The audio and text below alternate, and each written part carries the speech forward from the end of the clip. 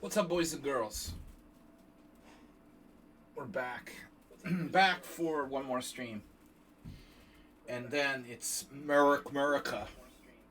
Unfortunately. No. I'm very conflicted about going back to America. Just 2 weeks visit. Not. It's nice to visit, but you don't want to live there. You know what I mean? And it looks like YouTube is working again, Asturbate. If you want to watch and listen on YouTube, it is functional again. I think we had just some momentary lapse of YouTube Streamlabs coordination. So, Wednesday analysis stream. I usually do this on Thursday, but I'm flying out tomorrow morning to go to Trumpistan to do Storage Wars. So, 2 weeks of Storage Wars. And I don't know what else, some nostalgic sightseeing, perhaps. Getting my stuff together. Saving what I can save and throwing out the rest. Storing it with friends. I don't know. We're going to see. I got to get rid of the storage unit. Enough Storage Wars. They doubled my rent in 5 years. Cannot afford it anymore. So, I've got games for analysis tonight from Asturbate, from Mr. Slow, from Mr. Coffee, and myself.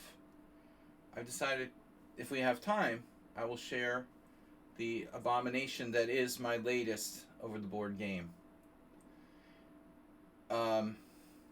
Abomination. So, you might notice the stream title, guys, we're grinding for FM. Because for a long time now, maybe about 5 years, I've been playing FM level instead of IM level, and it seems like I am now reached the point where I'm below FM level.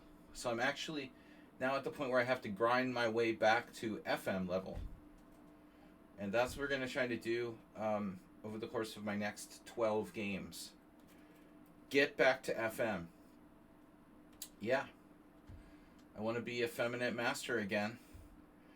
Maybe FIDE can downgrade me to FIDE master. What's up, Mr. Coffee? Excited for the weekend? I'm flying into Boston Thursday night, hopefully, if all goes well. I haven't seen any airport disruptions today, but you never know what's going to happen, so keep your fingers crossed. So we've got analysis, and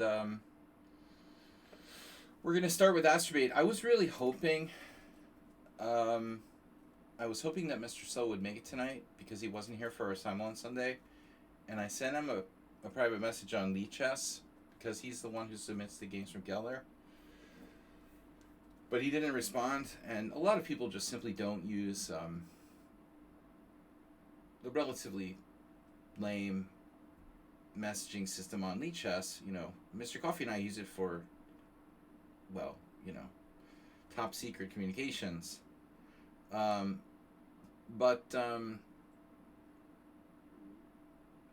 that's all been explained in the introduction. I already went through why I'm grinding for FM. Because I'm a 2280 now. No, it's true. It's true. It is true. I've been playing like an FM for a long time, and now I'm actually beginning to slip below that standard, I think, with my last game. So anyway, I hope Mr. Slow comes. I was doing these streams usually on Thursdays, and I was starting a little later too.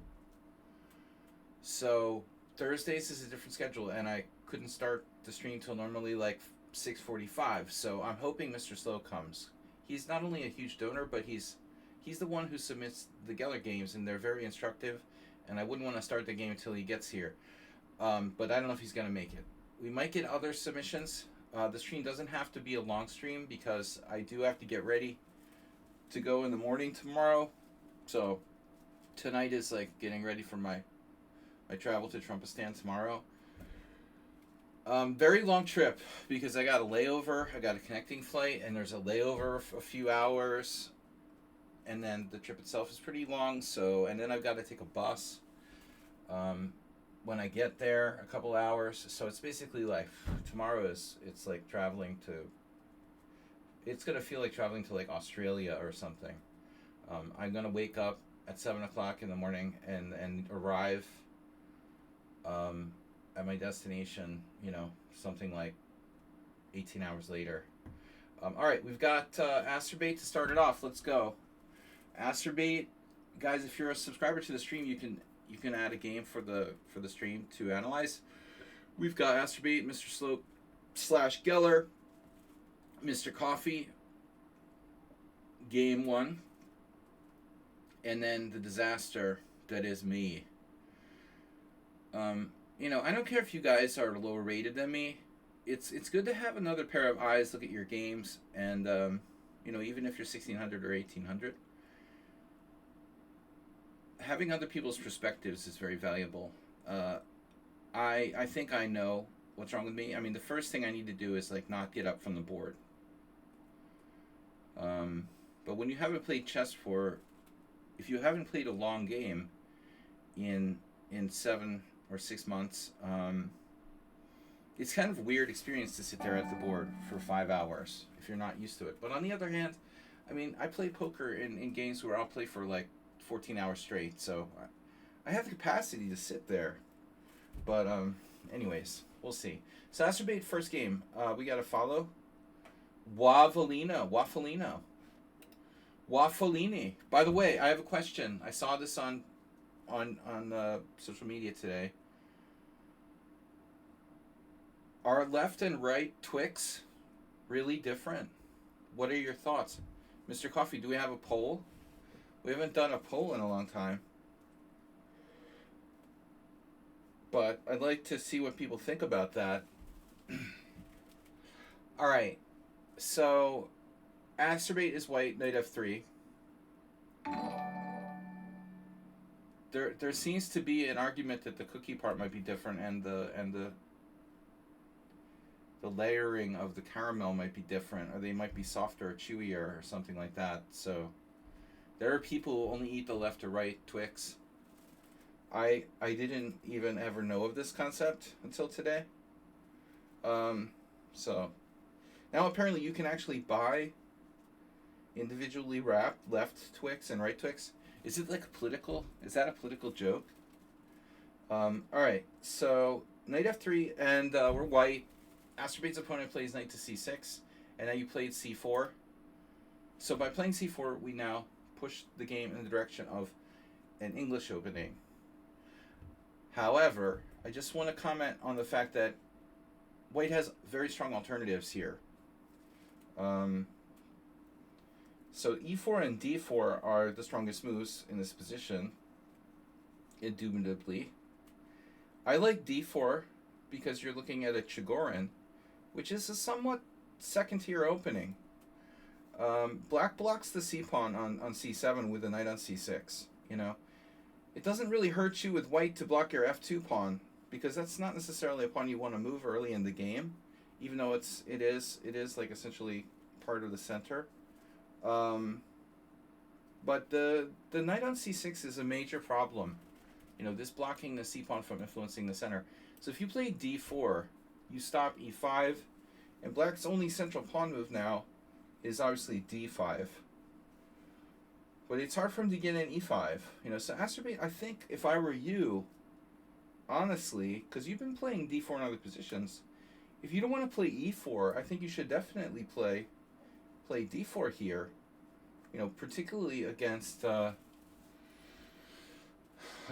this, welcoming a Chigorin. I really like g3 there. I've had very good score with this. When I discovered this, I stopped playing all the other lines against the Chigorin. It's just quite good. What are the statistics? Notice g3 does as well as c4 in this position. Anyways, alright. So you played c4. It's in English. After e5, it's a classical English. Poll is open. Which Twix is better? Dark. All right. So e5. Thanks, Mr. Coffee. We haven't done a troll. A troll poll. Troll poll. Poll on a troll. Poll on a roll. Anyways,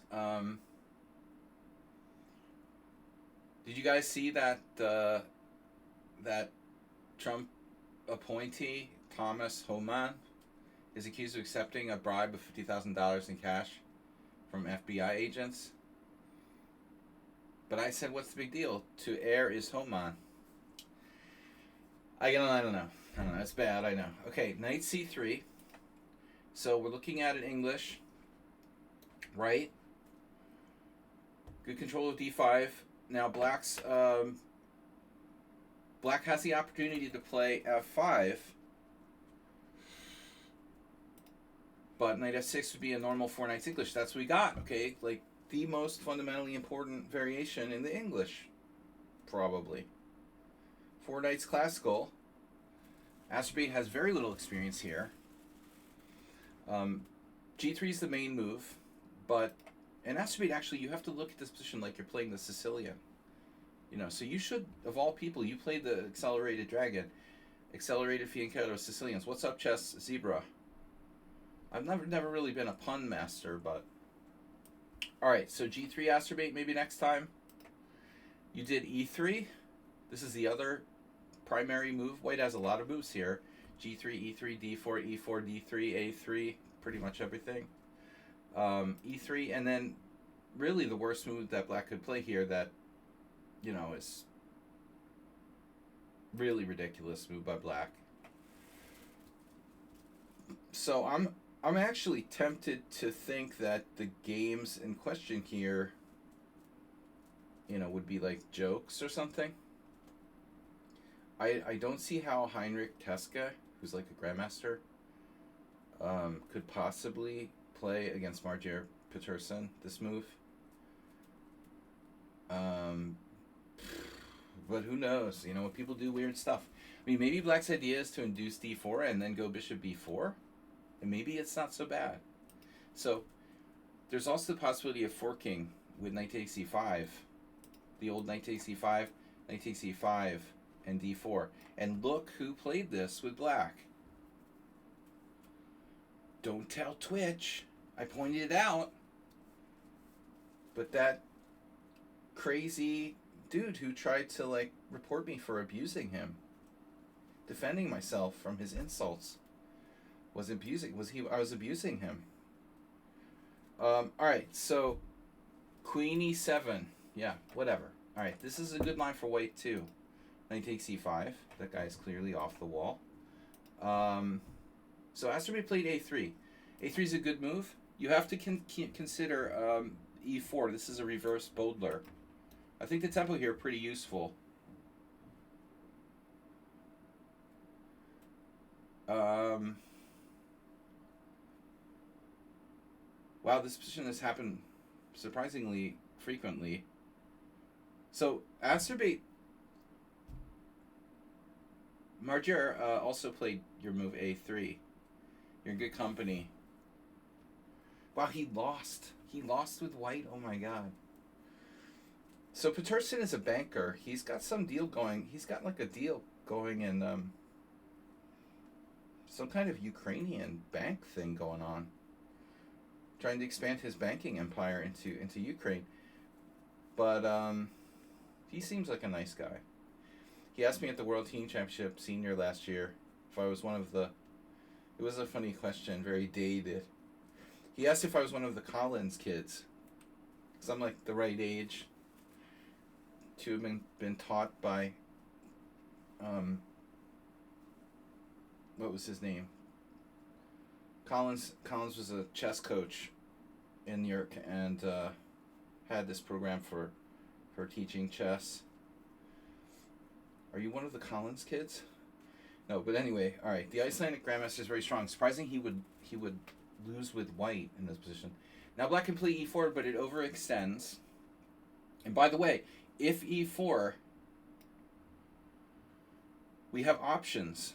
you can go knight g5, trying to pick this off, and I think you might just win it. You know, I mean, what can you do? Queen e7, queen c2, bye-bye. Or if you wanted to be fancy, you could play d4 and then try to get one of these things, which is very good for you. Even this is very good for white.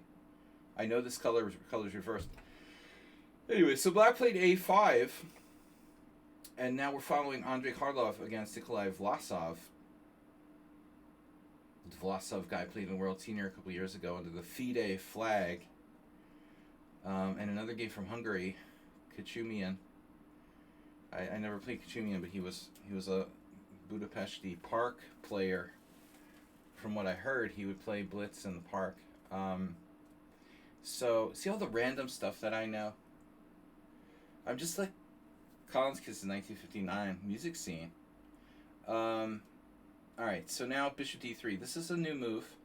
d4 is standard. I mean, the thing is, right, it seems like Heinrich Taske's idea against Peterson was to do a thing where you'd go here, and you'd still have kind of a useful square for the bishop. Problem is, now you don't anymore. What Vlasov did here is, it's really, really strange. I mean, this is not good for black. This is like beginner style stuff. So I think that guy does have a tendency to play offbeat openings and stuff, the Vlasov, but this is going a little bit too far.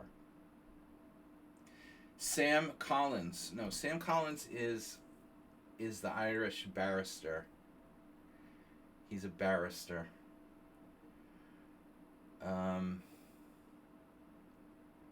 Another player who I played. Okay. He played Trompowsky against me, and I played c6, just kind of randomly. Okay, bishop d3. So Asterbate's new move. This system has been recommended by me. It's the Slaggy anti-Bodler in reverse. But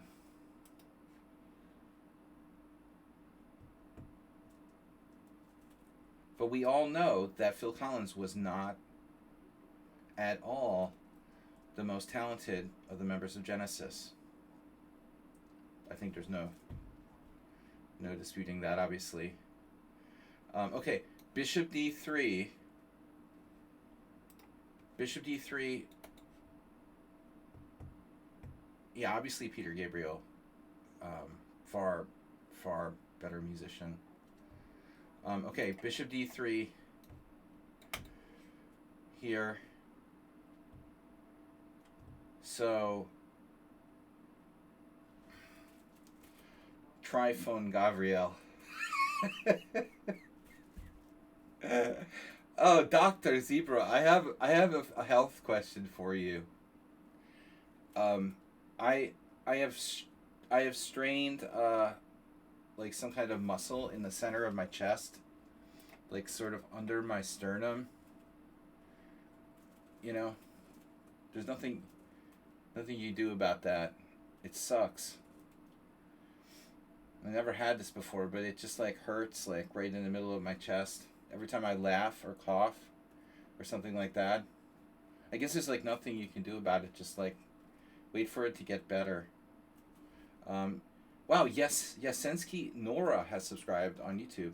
Now that's interesting because now I don't know if this is connected, but there's a Hungarian chess tournament organizer with the same name, Yasensky. And he's organizing a lot of tournaments here. I haven't been able to go to them. But you recommend Ben Gay. That smells bad, and it makes it makes you smell like mint or something like that, you know. Tylenol. Borowitz today on Facebook posted that like he said he hopes that pregnant women will take more Tylenol because Trump and what's his face are idiots. All right, well that's true. Tylenol is good for you. Please don't ask me about chest pain. No. No, I mean, of course, it's been going on for weeks. It's like anytime I move, you know, it's totally like of course it's musculoskeletal. It's like, it's totally movement related, you know. It's very in the front, in the muscle, you know, in the tissue. It's not the organs or my heart or, you know. Um, there's like nothing you can really do about it, I guess. Today I was on the bus. It was almost better, and today I was on the bus, and the bus driver like slammed on the accelerator too fast to make the bus go a little bit faster, and I got like thrown off of my place. I was standing up holding like the railing, and we're at this like stop, and he's like stopped and waiting for people, waiting for people to get on. He like suddenly hits the accelerator, and I like got slammed, and I like moved, and I pulled my and it was like it happened again. Right, right. Costco.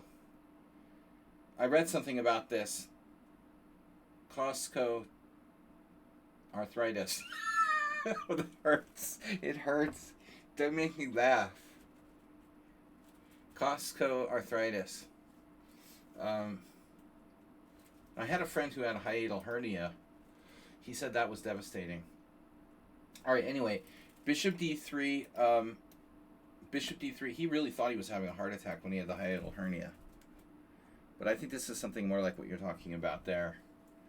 But anyway, I don't know why I even mentioned it. It's just your doctor. You know, if I ask you for information, you give me bad advice, I can sue you and shit. I'm hoping. That's why I'm going to the United States, if I can get some good lawsuits. You know, like today's trolley incident, for example. Maybe I could sue I mean, you know, I'm just a caveman. I went on the bus, and the driver, you know, slammed on the accelerator, and I hurt myself. And I want to find a lawyer to help me get restitution for that. But in Hungary, you know, there are no rules. So I have no chance. But if I go to the United States for 2 weeks, maybe I can throw myself in front of a vehicle or something and, you know, pretend I got hurt. All right. Bishop D3. This is a system I recommended, actually. To acerbate, the setup is such: Bishop D3, Queen C2, B3, Bishop B2. We keep control of the light squares, and we'll flick this knight over to E4 at some point to open up the bishop on B2 on that diagonal. I've played this a lot against people who play the Bodler with reverse colors, and it's very effective. So this is the main idea. So we're not doing D4. We're focusing on that light square diagonal, keeping control of E4, D5, and stuff like that. All right, D6. Now, acerbate went knight E4 right away. That is acerbate style, but it doesn't seem right. It's a little too early here to do that. Good luck with your journey to FM. Dude, I mean, the bus driver like threw me, and I like couldn't control myself. I had like, what is that disease when you're like cursing and shit? I just like cursed him out. I was like, what the fuck, man? I was like I turned into like angry Joe Biden. I was like, holy shit, god damn it, man. You know, he like threw me off. I was shocked.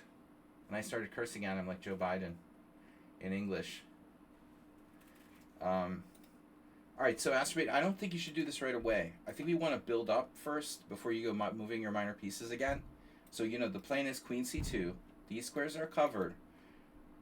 So long as black can't go E4, you don't need to stick a knight on E4. In fact, we'd like to induce black to do this, because that's a bad move, and he doesn't want to trade off, but most noobs will do that almost automatically, and we don't mind if they take that. Now, having said that, you even have the option to go here. But I think more development is called for. This is a little too early. So black can now take and play maybe even F5. I mean, that's probably too much. But alright, knight E4, bishop E4. Just so you know, F5 is possible. I'd like that to not be possible. Thanks, Shaki, for the good luck on my journey to FM. I'd prefer if we had control of F5, and F5 wasn't even possible. But you have to now consider that he could do this.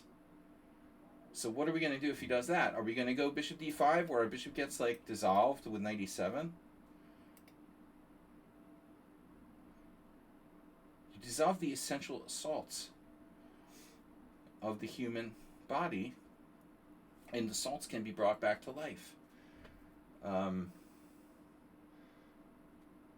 they can be reconstituted, but this bishop's not going to be reconstituted. Oh, I did a funny thing. Yesterday I was playing Blitz, and some guy wouldn't resign, so I made a third bishop, and it was really weird. I had this like endgame with like 3 bishops. It was like 3 bishops. I had like 3 bishops and a knight against bishop and knight or something like that, and it was really kind of cool. I had 2 light square bishops and a dark square bishop, but they're actually useful because the bishops would like protect each other and shit like that. It was kind of cool. 3 bishops, it's stronger than 2 bishops. If you've heard of the bishop pair, the bishop triumvirate. But no, you don't want your bishop to get trapped here. I think this is already like bad. So you'd probably have to, retreating sucks, and you're gonna have to go here and then try to hit him with d4, but it's just not that effective. Journey to the center of the earth. Thanks again for the follow on YouTube from Nora, and okay, the Yasensky family. So, all right, we go back, and bishop takes e4, black castles. Now, you can't stop f5 at this point, and you don't want to castle because now this is getting kind of serious. You also can't play d4 because of the e-file. So I think you kind of screwed up there, man. Seriously.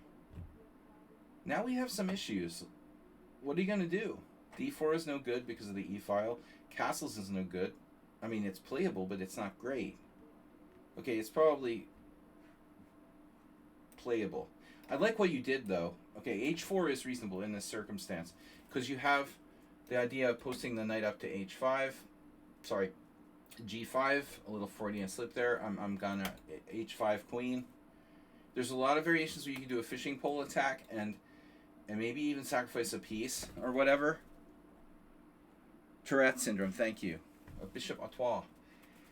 Yeah, I was screaming at the bus driver. I was just like reacting, I almost fell down on the floor of the bus because these 2 chicks, one of them, poor girl, was like handicapped or something, and the other one was just blocking the aisle.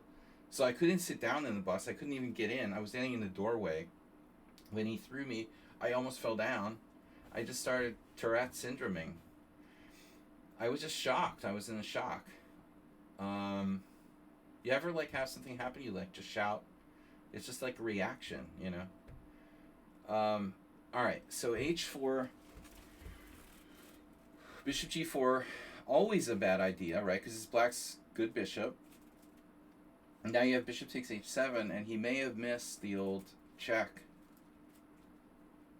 Nice. So this happens sometimes in the French Tarash.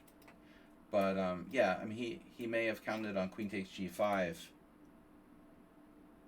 But it doesn't work because your rook discovers with check on h7. So he probably realized only now. He was counting on queen takes g5, but then he realized, oh shit. You take back with the pawn and it's check. I can't take with the queen on g5. And so he has to move his king. So he goes back, and then white takes on g4. Well, you were lucky. I mean, bishop g4 was a really bad move, obviously. And this is his last chance to... I mean, queen h5 is basically lights out. So this is his last chance to defend. f5 is not going to do it. You could probably argue that f5 makes it worse.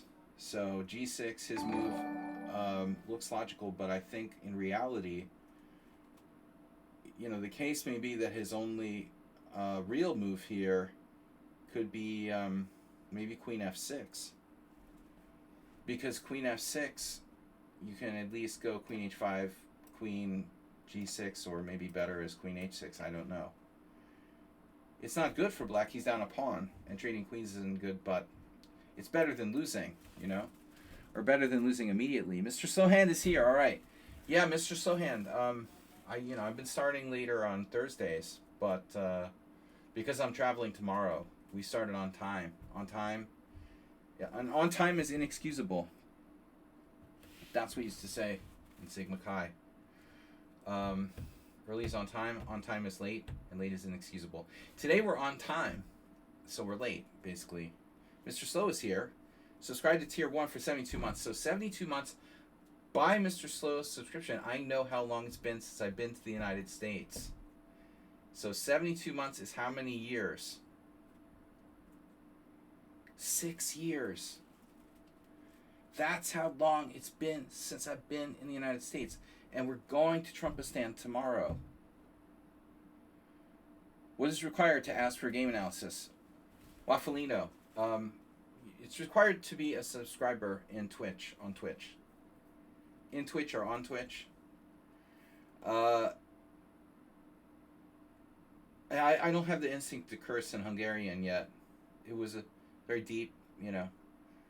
I went into total angry Joe Biden mode. God damn it! Man. I think I said Jesus Christ. But Hungarians say Jézus. I can't even say it right. But Jézus. Sorry, Jézus. Jézus.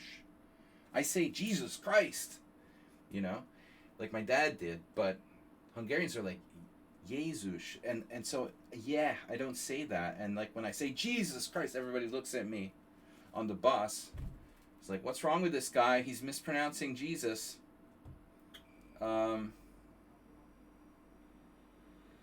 Zebra celebrated 4 days of following Sachi today. Wow.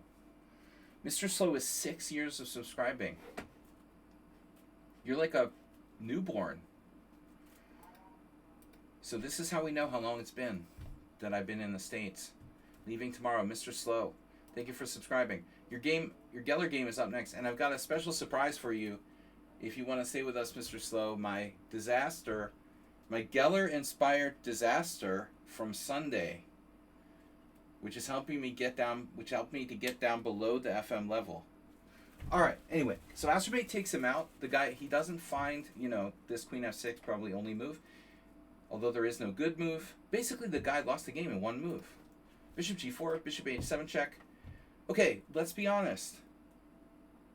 I know that's a strange thing in today's modern world, but maybe Black's better option here is to play King H8. You would like to what? To pause the Geller study for one time, because I have a game from last weekend tournament. Okay. No problem. Being inspired by Geller already made me lose one game, so no. I'm not going to blame it on Geller. You guys can see for yourself how I lost on Sunday. I like to have second opinion, Dr. Zebra. So King H8 is a better attempt. Thanks, Mr. Slow. So Bishop H7, King H7, Knight G5 check, King G8, and now Queen takes G4 and G6. The problem with G6, it solves the immediate issue, but the H file looks devastating. I suppose Black can try to trade queens now with like Queen C8, and that's what he does. And that's obvious try, but we don't have to accommodate Black. What kind of accommodation do you have? Holiday Inn. I hate this. Costco tendonitis. Every time I laugh or cough, it hurts. I didn't hurt. I don't understand. I didn't injure my sternum. I think I actually hurt it by. I think it started when I laughed really hard. Literally, I think I injured myself by laughing.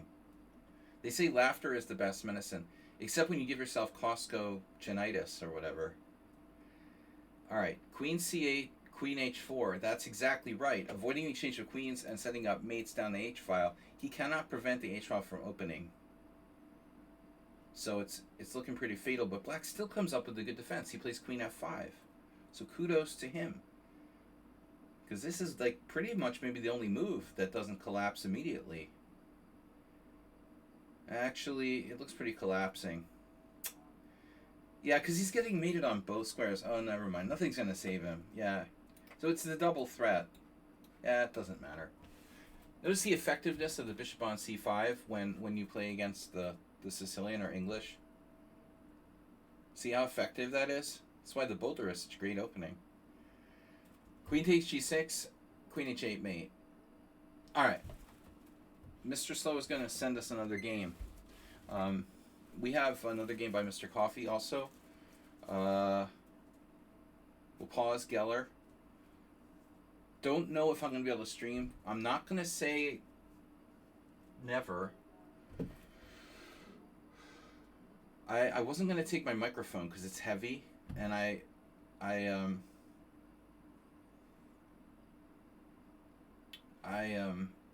want to like minimize the amount of stuff I bring to the States. Maybe I'll like leave it there or something and get a new mic. I mean, it's really heavy. It's like a freaking block of iron or something. I want to bring back as much stuff as I can, and I want to travel really light, with like an almost empty suitcase in the first place. Now I have to take this heavy mic. If I'm going to take my mic, I might stream. Maybe we'll do a stream or two, but no promises. Can you actually request to be demoted to FM? You know, that's an interesting question. I do not know, Smurfette, but I certainly might deserve to be.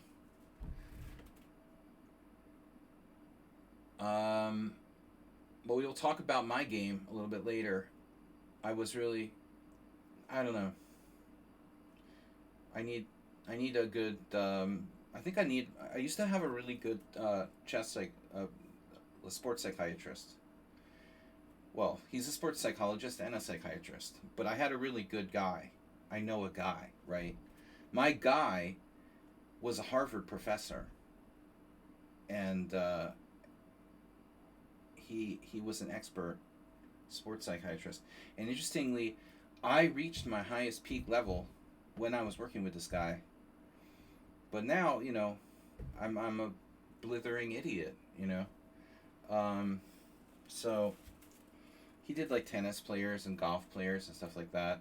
It was interesting for him to work with me because he, you know, never had like a chess player as a psychological client, you know. But it was, and I studied psychology, so it's interesting to me anyway. But sports psychology, very interesting field. In fact, like if I had it to do over again, well, maybe that's something that I could have done for like a career. But anyway, too late for that now. Go back to school. Imagine, what if I went back to school? It'd be like my only chance, right? Go back to school, get a master's. I'd have to get a doctorate though, you know, to be a sports psychiatrist. Well, psychologist, whatever. I'm not going to be a psychiatrist, but still. Probably I could do that, you know.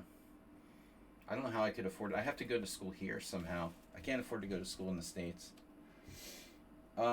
Tactics. Alright, anyway. Moving on. Mr. Slow, did you send me the game or are you still searching? Well, we're going to have to see if Mr. Slowhand... Maybe he's chat banned too. Now, I don't understand the whole messaging system on lichess because sometimes you get notifications, sometimes you don't. It's kind of like hit or miss. Compose message. I don't want to compose a message. I just want to see if he sent me a message. He did not yet. Ilyes, there it is. I like to pronounce this Hungarianly. Ilyes. Hungarianly. New adjective.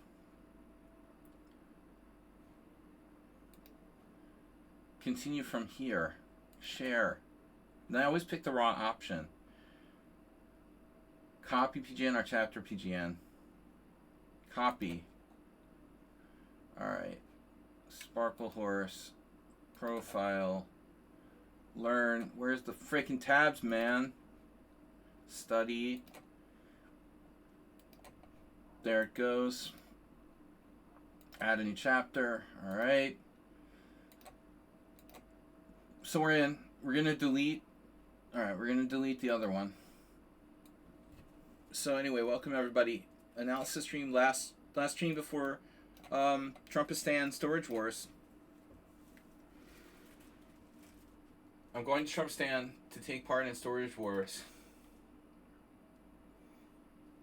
Yeah, no, Ilyes is somewhat not uncommon.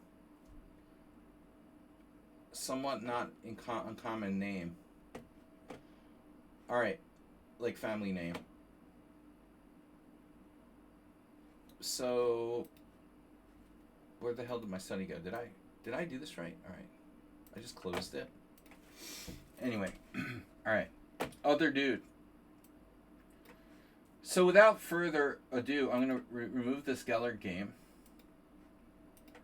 And we're going to go to Mr. Slow versus Other Dude. Yeah, I mean, the thing about Hungarian is that the language had all these, so many influences. You know, so you have Slavic influences, Germanic influences, words they borrow from German, words they borrow from Slavic, words they borrow from the Turks. So it's Turks, all these different influences. It's just a big,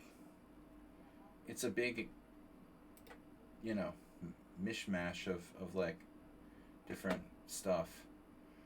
Mr. Slow versus Other Dude. Guys, we reached FM level. We're 2,300 on the donation bar. And Mr. Slow has subscribed. If anybody else wants to be a subscriber, if you're a subscriber, you can submit a game for the analysis stream. I'm going to do however many we get, you know, under 10. So Mr. Slow is white. Mr. Slow, you said this is now? He said, I would like to... Okay, a game from last weekend. All right. Yeah, oof. I hope you did better than me, man. All right. Black plays the French. GM Smurfette. No, that's an old comment. The Astro. It's like a weird fringe movement. You know, people like RFK who believe that Hungarians came from outer space. The Astro-Hungarian philosophy. Just kidding. Okay, e4, e6, d4, d5, e5. Mr. Slow with the advanced variation. I don't play the French, so, well, almost never. So, Mr. Slow hasn't really ever gotten to practice too much against me. But I think we've seen you do this before. We've seen you have games with Sun Prism, I believe, on the stream. But here in this instance, Black plays c5, you played c3. This is obviously very standard. Now Black plays the most standard move, knight to c6. Nothing funny. I've been off and on playing some weird stuff like a6. Demo Werner did that in the first Saturday back close to 20 years ago. These weird ideas of like bishop there, bishop. I'm surprised there's no more games here. Again, I really doubt the Hungarian. I doubt the lichess opening explorer. I doubt you, lichess opening explorer. There's no way that there's only one game where Black has played a6 in this position. Yeah, a3 could be a thing. But they do a3 anyway, so sure. There's literally 0% chance that there's not more than one game at master level where this move has been played. 0% chance. So I don't know where lichess gets their games from, but they clearly are deficient. Knight c6, okay. Knight f3, and now bishop d7. So now we see only 5 with a6. Interesting. All good players too. But I was experimenting. The reason I bring it up is because I experiment with the Kraken and the Franco-Kraken, or Fraken. So we can play a Fraken. I love going on tangents. But the Fraken would be like this. If we do a6, d4, e6, I do the Fraken all the time. Are you fracking kidding me? So the Kraken is the Fraken, but with e6 instead of d6. So it's a Fraken. And so I get this all the time when I'm playing Blitz, especially. Let's say knight f3, d5, e5, c5. Oh, look, there are games. Cartman. Oh, there are 230 games. Wow, how are there 230 games here, but there's no other games when you just play a6 on the first move? How is that even possible? It's not possible. Anyways, alright. So, new episode of South Park out tonight. The kids get into some kind of like...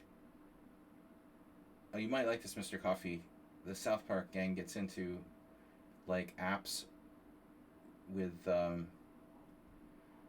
what is it, like betting based on odds or whatever, or what do you call that? This is now very trending, but you're like betting on betting on things. An actual Mr. Slow game. Is that a threat or a promise? Knight f3, now bishop d7, and now we have, usually, bishop d3.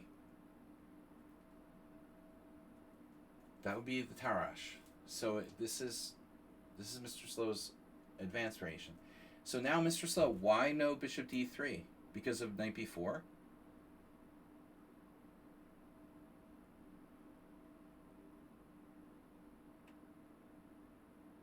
Yeah, what's the deal with that? If you play bishop d3, they take? Is that a problem? But why we can't just do a gambit there? Why can't we do... So this is my question. Why can't we just do the whatever, the Johnny Hector gambit anyway? Why does it matter if you played queen b6 or bishop d7? It's still a Johnny Hector gambit, isn't it? You should... Why not play this? So you can tell me, if you play bishop d3, and the point is to not take back, you just, haha, I'm not going to take back. So we just castle. So, Johnny Hector versus Michael Royce. Now, the score doesn't look good. Rapport beat Mamedov. Royce drew. Van Velde beat some guy with black. And Romain Edouard beat Lagarde. But maybe it's just bad luck. Hector beat Brunel. He beat Christoph Renner. He beats the weaker guys. Mike Ivanov, the guy that blogs here. So Mr. Slow's opinion is that, and this is very possible, it isn't as good as when the queen goes to b6. All right. So the jury's out. You know, I'm not an expert, but I will say that I think that queen b6 is more of a suspect move than bishop d7. I think that bishop d7 is a fundamentally better move. You're clearing the back rank for your rook. You're developing a minor piece, even though it's not exciting. Also, Gawain Jones confirmed. Okay. I think Mr. Slow must have like some kind of Patreon subscription to Gawain Jones. You know everything about Gawain Jones. All right, bishop e2.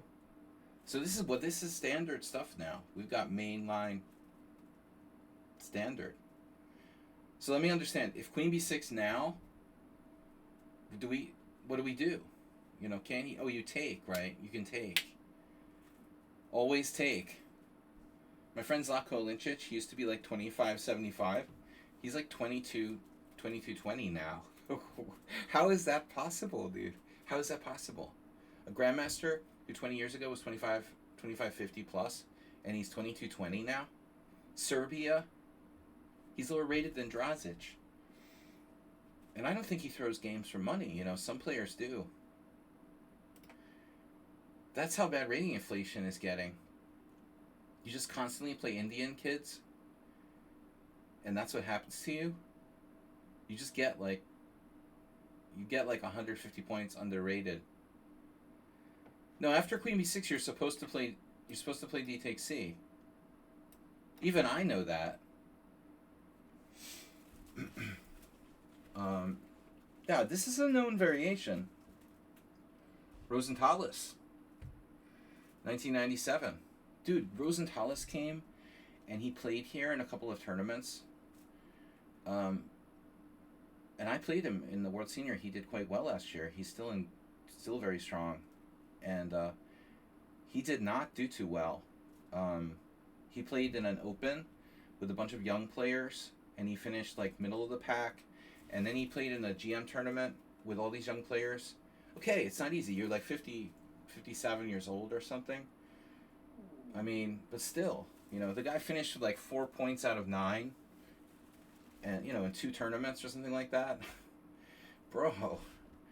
Okay, D takes C5. I guess that was his warm-up for the World Senior. That's the main line. DC after an 87 is the blow. Oh, but it's still, I thought it's still a good move here. The blow. I thought this was good too. You know, takes castles and you're threatening b4. I mean, I think the white is better here. I I think that Bronstein David, Bronstein Dave approved this message. Um, but again, that game would probably not be in the database. Wouldn't want to have any of those good games from the 60s or 50s in the database. Black has to play like a5. So what's the evaluation? Slight advantage to white. Yeah, c4 is weird. I don't get the c4. You go here. I guess black plays a4. Now you can go b4. Wow. And take with the knight, of course. This line is good too, I would think. But okay, you don't have to do that. Then resign. Okay. So, okay. Castles. Oh, after knight g7. Yeah, I mean, yeah, okay. I mean, I don't like knight on g to e7. You know, that's a move without queen b6. Mr. Coffee played that. That's a normal line. And Mr. Arsenal fan probably knows a little bit of French. But, yeah, no, of course. No, even much stronger now. So if he does knight h6 instead, I think that's a better option, right? This is where a friend of mine had a game where he like took on h6 against the guy. And, well, two friends of mine were playing each other, and they had a game. It was in the Boylston Chess Club Championship, like, 30 years ago. Anyway, white took on h6, and then black later, like, fianchettoed with bishop g7. It was this very tense game. But I think this is probably one of the best ways for black to play. h3 line? I don't believe so, no. I would think that h3, you know, I mean, it's a neutral move. It's probably okay, but there's no games with it. It's a difficult situation. If you play knight a3, you stay on main lines, but you can leave the path with bishop takes h6 or d takes c5. I mean, h3, I suppose, is playable, though you do weaken your g3 square. I would think that h3 is too slow. I mean, playable, but not the best. So this is definitely weird. So apparently this is best. Okay? D takes c5, Sveshnikov, 1977. You know, I wonder about Sveshnikov. If you trace Sveshnikov back, do you come, you know, is it like, you know, 10 degrees of Kevin Bacon or whatever? Do you get Nimzovich?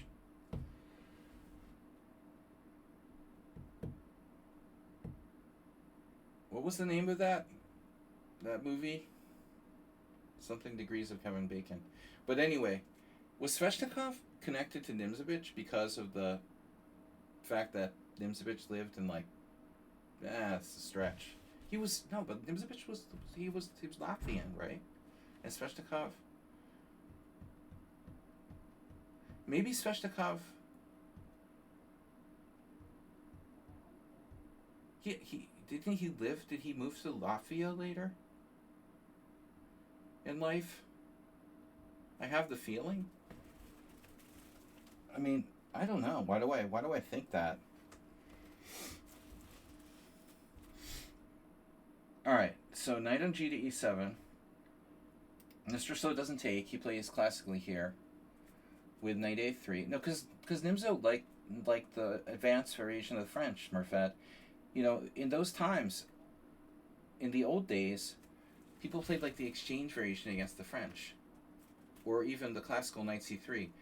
But you never, it wasn't standard to play the advanced variation until Nimzovich. Okay, knight a3, and now c takes d4. C takes d4. So we're going to transpose now.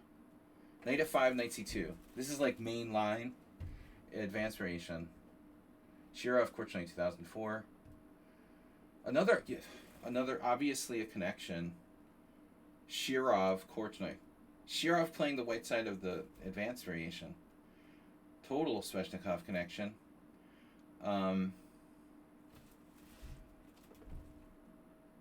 you wouldn't think the advance variation would really suit Shirov's style. C takes, rook c8 now. So knight f5 is more common. Aren't you supposed to play like knight f5, knight c2, knight b4? No, I guess I'm wrong. So this isn't a good move.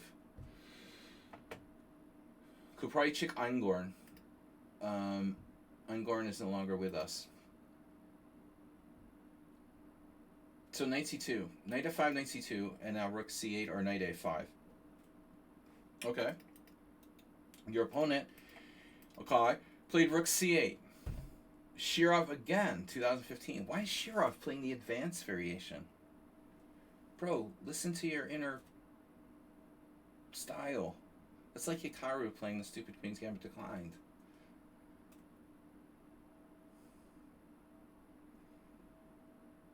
Shirov's totally capable of playing like Winnower and stuff.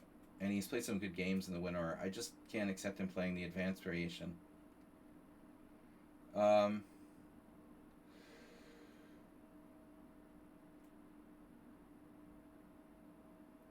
You're here for a good time, not a long time.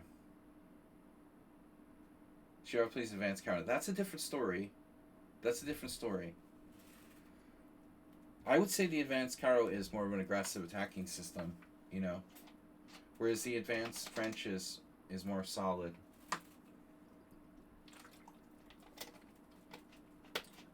But you know, it's true. Like Kupraichik was an attacking player. It's a stylistic thing. Okay, there are more than one ways to be an aggressive player. Kupraichik is a perfect example. Amazing tactician, and he played the advanced variation. That was one of his favorite openings. Knight c2. So again, knight f5 is normal. Why would your opponent put his knight on g6? Other dude. This is why he's other dude and he doesn't have a name. He put his knight on g6. This is worse than what I did on Sunday. Got confused. How does this move again? He got this far. I mean, I guess he's sitting there thinking, well, white's already got it like preemptively defended, the d4 pawn that is. I mean, some people might sit there and be like, okay, I'm afraid to play knight f5 because white can play g4, and I'm scared. But I mean, honestly, this is a very weakening move. As we can see, it's been played with mixed results. And that knight could go back really to either square, but probably e7. So g4 isn't necessarily good. Yeah, I mean, well, that's a dangerous thing for me, Mr. Slow. Like, I have a tendency to be overconfident, and it's often my downfall. So I don't need to be taking that kind of attitude. Like, if you're saying I need to blow him off the board now, for me that doesn't work. I have to be more like, I'll get carried away or something.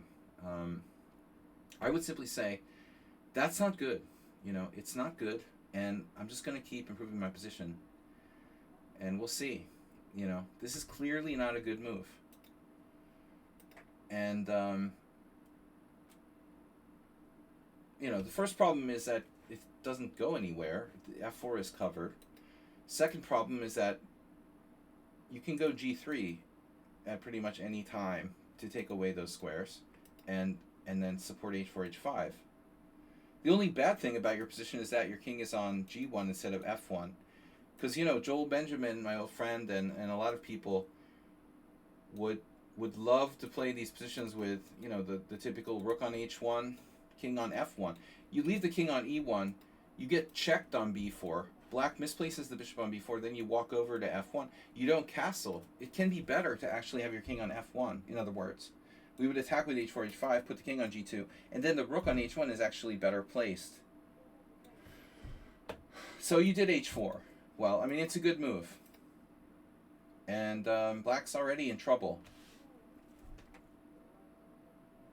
If he could hit you in the center with a quick f6, I would say he should do it. The problem is h5 is too fast. So what's he going to do? Like sack a piece or something? I mean, you play h5. f6, h5. What's he going to do? He's going to have to go back. And now he doesn't even have that much pressure on e5. So I would be pretty skeptical of f6. But other options I don't like either. h5 fatally weakens the g5 square. So he played bishop e7.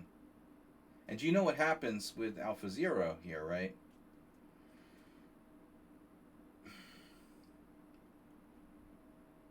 So Mr. Slow was, here you were circumspect. You didn't go h5. It almost makes me think that Mr. Slow is trying to encourage this guy and give him a little bit of rope to hang themselves with. Because I'd like to play h5, but I'd also like black to play h5 so that we can use the g5 square. There's sort of two different results that are both very good for us. By not playing h5, you might tempt your opponent into playing h5 himself. But he actually does something that's probably better. After g3, so I'll just say I think this is probably good. Black has to play knight f8, and then you have to consider very seriously whether to play h6.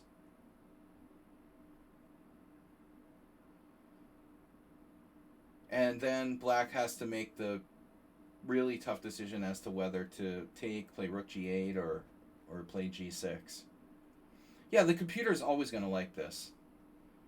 At the end of the day, they can close the position with g6, but his knight has no squares. You might have bishop g5 trading your bad bishop off at some point. And you have a huge positional advantage, as you know. Stuff like this, probably,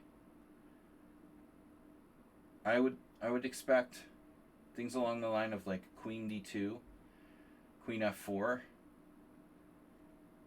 But black might well play something like rook g8 or take, So it's hard to know what to expect, basically. I don't think that g3 is a bad move. It slightly weakens you here, but it's hard for black to take advantage of that. And if he plays h5, I think we're happy. But he doesn't. He plays h6, and that's probably a better move. You're not going to get another chance to play h5, h6, so that would have been better. Now you just have a space advantage. And h5, you might argue that h5 would chase his knight from what is already like not a good square. Although the following move is the same thing to some extent. But I think the following move, bishop d3, actually is more than a threat that chases his knight. Like, you could say that bishop d3 is a strategic move that improves your position. You could even argue that bishop d3 is a developing move of sorts. It doesn't really seem like a developing move, but it allows you to move your queen to a better square, for example. It gives you more space to put your pieces in better coordinated spots. In addition to threatening bishop takes g6, maybe. It's not just a menacing one-move threat. Now your opponent does a very interesting thing, and I think this might be a good move. He plays knight to b4. He has several ideas here. First off, do you want to give up your bishop to double his pawns? Because I'm not really thinking that you do. And secondly, trading pieces is probably in his best interest. Plus, the main threat from black now will be to play bishop b5, trading off your best piece. So, I feel like knight b4 is probably a decent move for black. Knight takes b4, and now I don't really see any good coming from black playing bishop takes b4 here. He might have been thinking that, oh wow, I'll give my knight a square at e7, but if he does that, he could end up like getting his bishop on b4 trapped. I kind of took for granted that black was going to take with the queen. The second thing is that queen keeps pressure on b2. So if you take with the queen, you have to think twice before moving your bishop, because you can take on this guy. I don't know if it's good or not, but I'm just saying it's a possibility. So I don't really see the upsides of bishop takes b4 versus queen takes b4. He may say, well, he'll just play a3, but a3 weakens your position. I don't think you want to do that. You'll weaken the light squares. So it seems more natural to take with a smaller piece, to go forward with a smaller piece, so to speak. But I think in this case, he's actually better off taking with the queen. I don't really see any downsides. I mean, still, h5, knight f8, okay, it's uncomfortable. The queen's just going to go back to where it came from. Or maybe he could play queen a4 or something. You know, who knows? But what's the upside of bishop takes? I mean, I don't really see it, you know. I don't really see the plus side of this. This mistaken idea that knight e7 is like a retreat square. I think here you should seriously consider h5, because if he goes there, well, this is a cheapo, more or less. I mean, you trap his bishop, right? I mean, there's nothing to see here. a5, b4, game over. So, okay, he would see it, right? He would play knight f8. But anyway, what's the point of bishop takes b4? This is better. Take with the queen. Now you see you went queen e2. You would have done the same thing, I assume. You know, had he taken with the queen, you still would have gone here. You still would have prevented bishop e5. You still would have defended your pawn laterally. You could follow up with something like bishop e3, and you're clearly superior. So queen e2 is good. He plays a6. This is a good move, of course, to play bishop e5. That's what he likes to do. Now you played a very concrete move, a4, to stop his idea. But my question now, this is a good game for me because I suck, you know, in like tactical positions, apparently. But, I mean, this game is very, very strategic. I think it's better for me to play a position like this than what I had. I'll show you guys. For example, a4 is controversial because you're concretely preventing bishop e5. But is it worth it for you to play a4? Because you seriously commit your pawns on the queen side, and b4 remains like an outpost for black. I think this is a very controversial move. I don't think I could play that move. You know, I'm certain that you have more flexible things you can do. And I agree, like you don't necessarily want to play h5. But I would say, here's the question, okay? I know, I get it, of course. You need deep understanding to see that white is so much better. Well, I don't know how much better white is. I know white is better. That's about all I know. You know, I'm not going to look at the engine. I don't want to know that it says like white is plus 1.75. But I know white is better. But I think you need to understand here to talk to yourself during the game, like Jonathan Rowson or something. Self-talk, so sports psychiatrists and shit like that. You're better, and you want to build your position slowly. But the question is, are you still better after bishop e5? And is it worth it to prevent bishop e5? So does the price that it costs you to play a4, is it worth it? Because does black necessarily equalize if he plays bishop e5? Say you play bishop e3 and black goes bishop e5. Now we have two options. We can take or not take.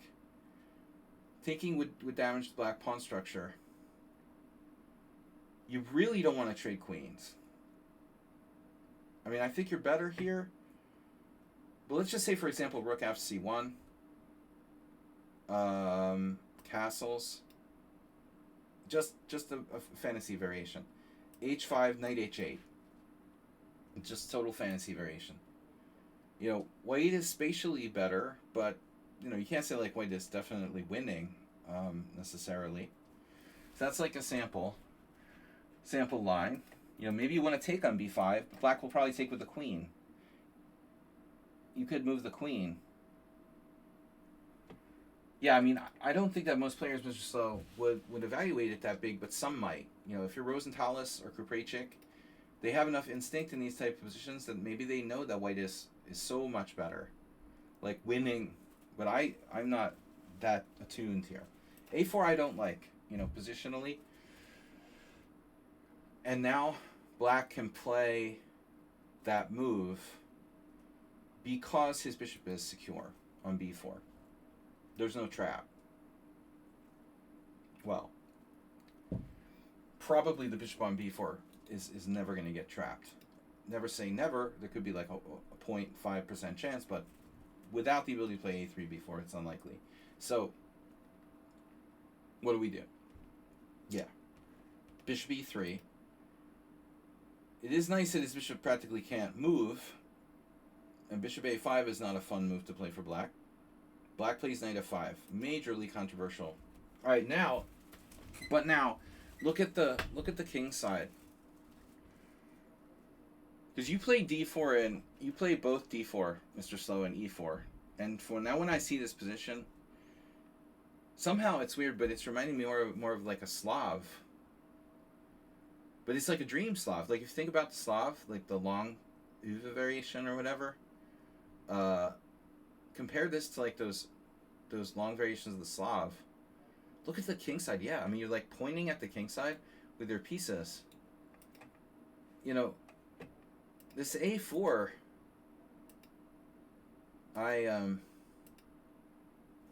I wasn't sold on it, but now you're beginning to make a believer out of me.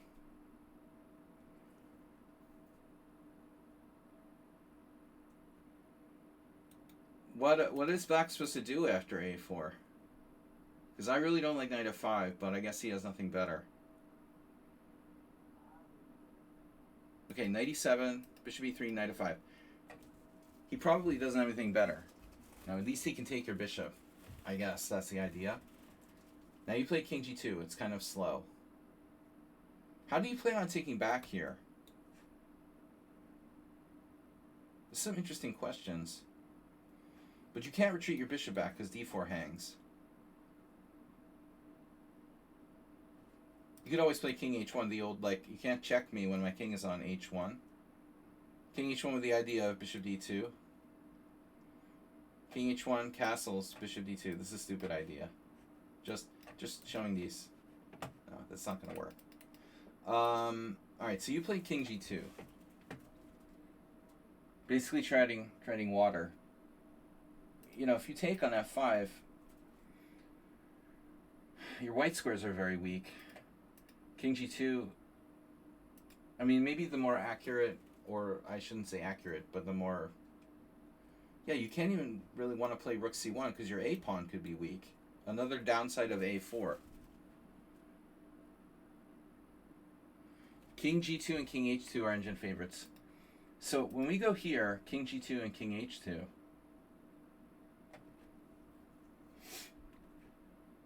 well, we're kind of like waiting for black to castle. I mean, what's the idea? You're going to play g4. You're going to take with the pawn. So then h2 is probably more logical, because in these type of positions, if you're going to be pushing this pawn and he's like castling, you'd probably rather have the king on h2. So king g2. That would permit you to do rook h1. Castles g4. And now knight takes e3, f takes e3. And so now it's like all hands on deck, you know. If you're black here, it's time to strap on your grandmaster thinking cap, because black has a serious spatial disadvantage, and it looks like white might have some rather serious threats.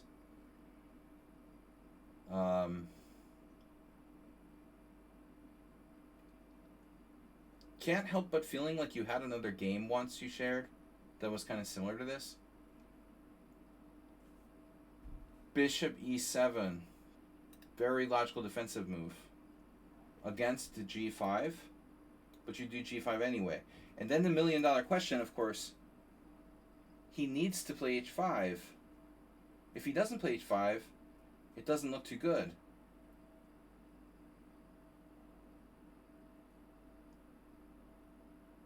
But I guess black at least has to consider other options. Reminds me of the London system or something. You sure this wasn't a London system? What you really need now is like knight h2, knight g4, knight f6 check. So black has a nice c file, the weakness on b4, pressure on your a4 pawn, pressure here. And meanwhile, he you know, was castling even a good move? I mean, can we go back a couple moves here? Should he castle kingside? Because I'm thinking, like, you know, maybe black can not do that, you know. So what about the Magnus Carlsen king walk? What if we do like king d8, king c7, king d8? You'll cut him off. Probably the best policy then is to just not castle or delay castling for black. But it's like hard to come up with constructive moves. Take right away, let's say. You know, if he takes right away, you know, do something like what he did in the game without castling. You know, now it's not so easy for you. He hasn't committed to castling yet. This has got to be a little bit better than what he did, right? So committing to castling gives you a clear shot. It's like a free kick, penalty shot. Bishop e7, g5. Now I'm scared for black. And h5 is an obvious try. So his plan is simply g6 and lock you out.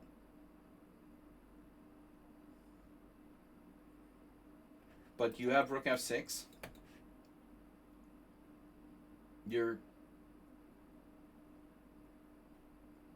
When is the Kuprechik? When are we going to do the Kuprechik series? We did Velimirovich. I did some Kuprechik games. Knight g1. Oh, you had this idea. Very traditional sort of knight f4, knight takes h5. But I was really, you know, mainly looking at rook f6, inducing g6, rook f6. So here, this is a very good move because you can combine rook f6 ideas where the knight maybe comes to g5. I could see Nefyadov defending here with black. King g7. Is Nefyadov here today? So he's really asking for it now. He's practically asking you to play rook f6. Mr. Slow didn't go for it. Can I just ask what's up with rook f6? I mean, I guess it doesn't really do anything right away. But I mean, is he ever going to be able to take that? I guess he could try to walk back, right? So he'll move his rook somewhere, like rook g8. Still not so easy, because you can pile on the pressure here. He'll have to take with the pawn. He'll try to evacuate with that. Yeah, this isn't so simple, though. It's true. He can try to escape out there. Alright, so rook f6 is not so clear. You're going to go with a straightforward threat of taking on h5. Knight f4, rook h8. Okay, so now we have a double piece sack on g6. Can you say London system, noobs? Everybody say it with me. London system, noobs. Pile up on g6. But you're going to need one more pizza here. You double your rooks, very traditional. Rook f8, and now b3. b3. b3. What a move. b3.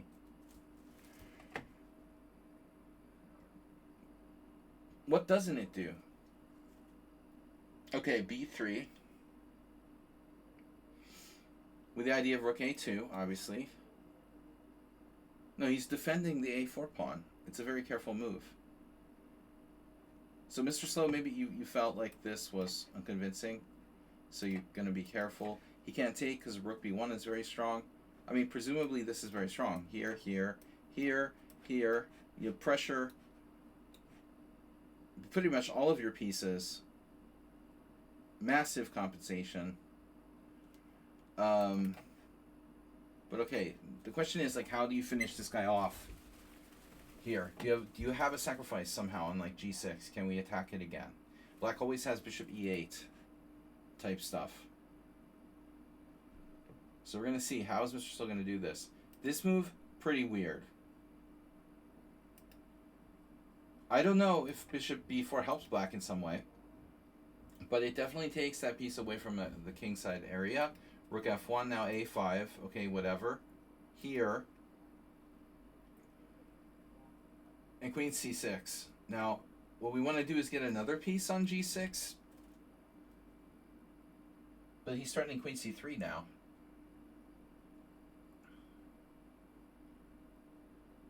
So takes on g6 takes with the pawn. I don't see a tactic for you. Black, meanwhile, has this coming in here. So are you serious? You played queen d3? Are you kidding me? Oh my god. Guys, there's some devious looking ideas here. So I'm not gonna turn on the engine or anything like that. Queen d3. So check it out. If queen c3, you see this? It looks like white has amazing shots. Knight h5 check.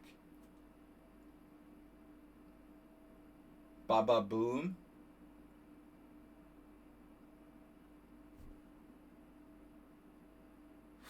It's brutal, right? Knight h5 check. No engines. b3 was engine first move. Very careful. Hey, Unleash. You are a subscriber. You can submit a game. So knight takes h5 check. Pawn takes h5. And then the point is rook takes f7. And black gets mated. And it works the same with the rook takes. You were shocked? He would be rocked here. Shocked and rocked. But you can't play queen d3 without knowing that you have an answer for the queen trade. I mean, that's really the bottom line. It's not like you play queen d3 like, okay, I'll trade queens. You play queen d3 knowing you have a winning sacrifice. Because otherwise, it's like, okay, this isn't what you want to do here. Black's going to survive if you start trading pieces. You might still be better, but I mean, not nearly as much. So he must have seen it because he didn't play queen c3, bishop e8, defending. Now this point is weaker. So even, you know, we're starting to flirt with sacrifices on e6 here, but it's not anything immediate. So you went to the c file, and what did you find? Yeah, black's scattered. It looks like black has been blown backwards. The only disadvantage is that your bishop's blocked. Oh, he did trade queens now. Tempting, but mistaken. Though I don't know that black has good moves. I mean, at the very minimum, you can invade along the file like this. You're just winning on the queen side. So he's kind of like gonna either get beat on the f file or the c file. He's lost all files. Queen a6, desperately trading queens, but now you invade and you have knight takes e6. So now he has what, king g8? Only move.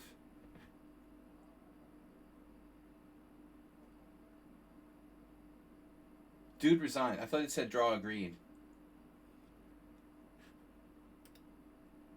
So what's the killer after king g8?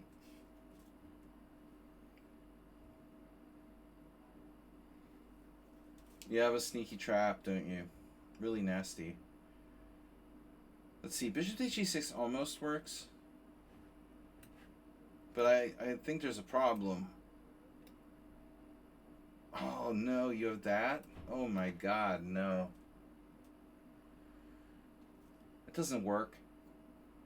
That doesn't work. Shit, it doesn't work.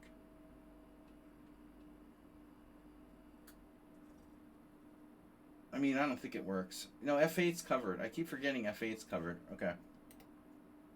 So bishop takes, pawn takes. Yeah, f8's covered. Yeah, principle of two weaknesses. Okay. But is there a fast knockout here? Well, he is shut out, right? So his rooks are shut out forever. So you just slowly invade on the c file. Nothing quick. There doesn't have to be a quick knockout. He has no way out. His bishop can't move. He's strategically lost. All right. So great game. Great game. Black just blundered. Bishop d2, knight takes c6 check. And it was over. So that was, Mr. Slow did better than I did. I think Mr. Slow is closer to FM than I am at this point.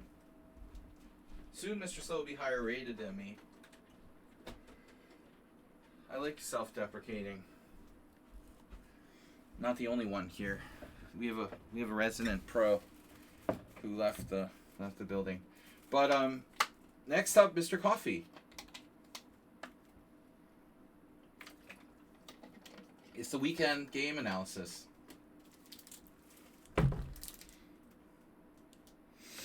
You're definitely closer to FM than I am. You're closer to FM than I am. Get it? I am. Alright, anyway. The other dude went down in flames. Thanks, Mr. Slow. Good game. Let's see. Oh, Mr. Slow donated $50. I did not hear that go through. We had a subscription from Yasensky Nora. We had a Mr. Slow subscription, 6 years. 6 years of supporting our stream. I'd like to thank you very much. And as Mubat said, your support is greatly appreciated. Guys, this is my last stream for a while. I will definitely be back in 2 weeks. There may be a couple streams on the interim, but I'm not sure how. I'm not sure how Radisson Inn's internet is. Hotel Wi-Fi. I'm going to assume I don't have like landline. But who knows? Sometimes hotels will even have like a internet, wired internet connection. But it's not a very good hotel, so whatever. I had to go budget because we're going for 2 weeks. We went with budget. Budget trip to the Trumpistan, and doing Storage Wars for 2 weeks. Mr. Coffee, we're gonna have little Slaggy Fest. International Master Weed Master will probably hang out with me, but not this weekend. He's got baby's cow house sitting duty, so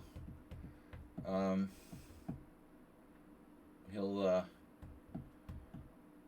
probably come down on the week. All right, guys. We got Mr. Coffee's game. So this is Mr. Coffee, played in a senior Ohio Senior Getaway, the Ohio Senior Getaway, sponsored by J.D. Vance. Yeah, I can't stop thinking of J.D. Vance. I never really liked the state of Ohio. But my mom's from Western Pennsylvania. I guess I can't hate it, since my mom was from Pittsburgh. It's close enough, but still. Never really did it for me, and now with J.D. Vance, it's even worse. But anyway, Mr. Coffee found a nice little getaway tournament. Unfortunately, things didn't go so well. Now, we don't know what Mr. Coffee was doing there.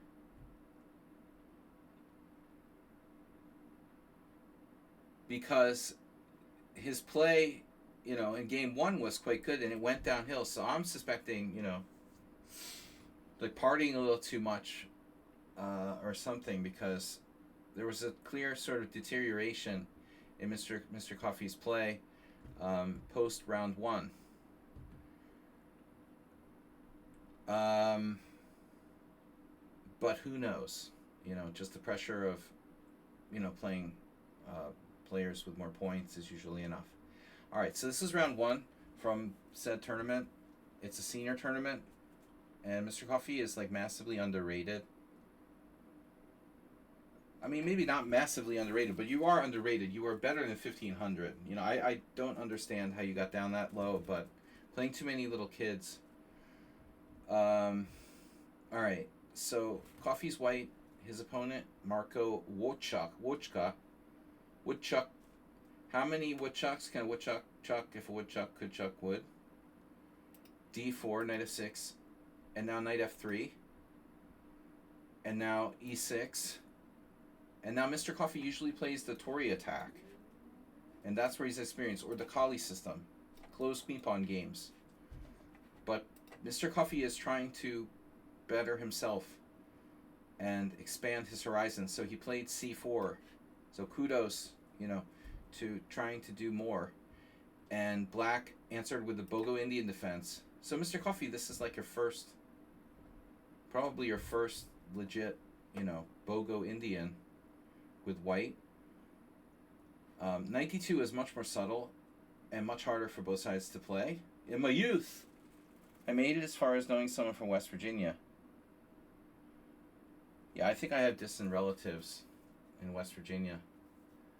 The hillbilly side of my family. The decadent ones. If we go into kind of Lovecraftian horror, I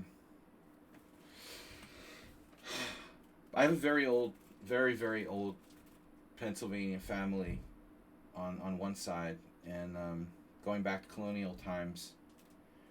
So we have some family members that probably got, degraded as they moved further and further into the mountains or whatever. All right. Bishop d2. Bishop takes d2 check. So he plays this. Kosich beat me with this once. But honestly, and it's a move that's been played by Magnus. You can see it's been played by Magnus a lot. West Virginia looks like a Kraken.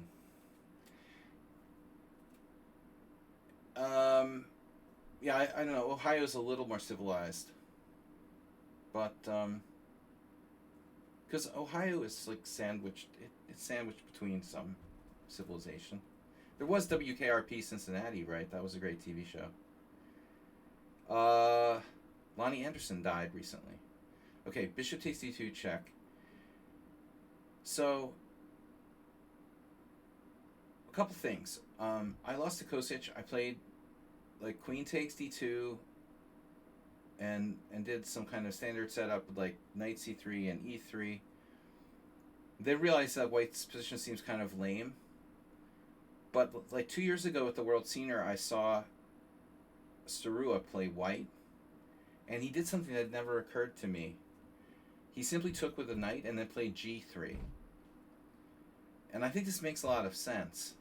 But if you're not playing the Catalan, then you're not used to setting up like that, Mr. Coffee. But your king side ends up being very, very solid. So I kind of like this. Queen takes is the main move. No, but maybe... Did he do queen takes and g3? Does that make sense? Queen takes, castles, g3. Maybe that's what it was. He took with the queen and played g3. That had never occurred to me.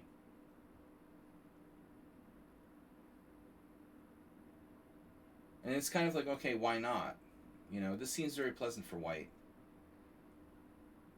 Bishop takes d2 check. I was angry that I lost to Kosich because it's kind of a lame, like, solid line for black. But I didn't really know what I was doing well enough. So queen takes his main line, black castles, you play g3. It looks like black can play other stuff, but this d5, of course. d5, g3. Castle, bishop g2. Now, this is what Starua did. And that was like 2023. So we can see a lot of games here. Kramnik, Vidit, Andreken, Bakro, Gukesh. It's basically a kind of Catalan.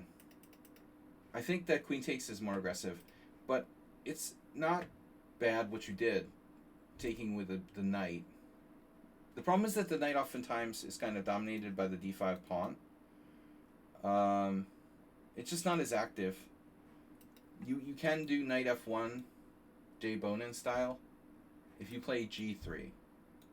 If you play g3, you can maneuver your knight to f1 and e3. If you don't play g3, what oftentimes happens is that you have to actually move your knight back to b1 and to c3 again to get recycled. So now after d6, g3, normal move. But I think what you have to be understanding is that in many cases, the white square pawn structure isn't that advantageous for white, because you'll end up with a lot of pawns on light squares and a bad bishop. So if Karpov or someone like that was playing white, I think that they probably play g3 or even e3 in some cases. But if you play e4, your pawns end up fixed on the wrong color. So you played e3. I think I like g3 the best. Kingside is safer, and you keep flexibility with your e-pawn. e3 is like a little bit passive. So now black castles, and you played bishop e2, also passive. Now, you're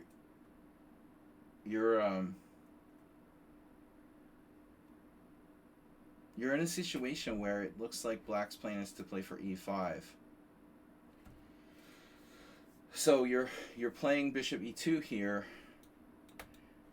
is a reaction that we'd see like in a Kali system. I mean, basically you have a Kali system where you played c4, not c3. But if you place the bishop on d3, you could potentially be walking into e5, e4 type of forks long run. So if you go here, black will probably set up an attempt to play e5. You're going to have to mitigate that. So it means playing queen c2, keep control of this. Now black keeps piling up. So how do we keep control of e4, ultimately? He's going to just keep piling up.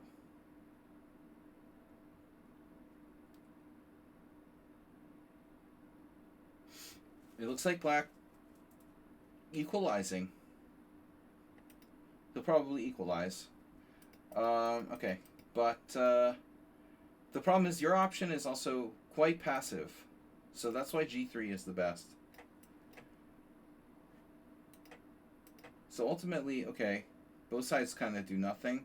Castle, castle, bishop e2. You're both doing nothing. Now here, Ulf played c5. So Ulf is a great player. He never loses almost. C5 is also not a bad move. Ulf is not afraid of like someone exchanging, and it's a draw. It was a draw. No, he beat Skembris. Oh, Skembris was 23-15. He wasn't a GM yet. It was 1982. It was like 6 years or something till Skembris became a GM, or 5 years. FM Skembris. So he's tied with like, you know, he's tied with Catronius for making the GM title like the same year or something, being the first Greek Grandmaster. But I don't remember the year now. But Catronius was first, actually. C5 is a good move because it fixes pawns on dark squares. And the idea would probably be to control the center, but also maybe fianchetto. I still think like the classical Nimzovichian kind of approach here, played by Deason, Rip. That had to be like one of Mark's last tournaments or something. 2003, 05. Shit. He was working for the website that I work for, and he died tragically. Right about that time. It had to be like 2004. He was in his 50s, late 40s. Queen e7. Deason won the World Junior, I think. So Queen e7. Actually, if you win the World Junior, you would get the GM title, wouldn't you? I don't remember. I'm getting distracted. But anyway, Queen e7 is a good move. C5 is a good move. Knight on bd7 is probably reasonable. b6 is reasonable. Played by somebody I don't know. Someone new. Nomkin is down to 2240. Right up there with Lynchich. But he's older. I think he's probably 60s. Okay. So anyway, your opponent played knight on bd7. This is also a natural move. But black is going to have to play b6 or c5 anyway. Castle's b6. Okay. Playing for c5, bishop b7. It's all normal. What do? b4. So Mr. Coffee gets like Yasser Seirawan style. You know, b4 is a decent move. Not a magic bullet, but you are putting your pawns on the right turtle, you know? The turtle attack. This is a total turtle. Look, look at the turtle. He's got a turtle.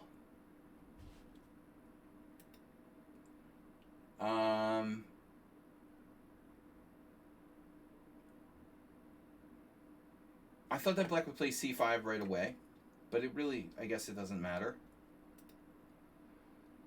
He can always play c5. I mean, I don't know. Are you going to go b5? You'd rather have your pawns on dark squares. You would play c5 if you could, maybe as a pawn sacrifice. It would enhance your pieces, the scope of your pieces. Knight c4, bishop c4, bishop diagonal, whatever. Okay. Bishop e7, and now queen c2. Because the c5 pawn sacrifice isn't really Mr. Coffee's style, and it's also probably unsound. Nice idea, but white most likely doesn't have quite enough compensation. So, what do?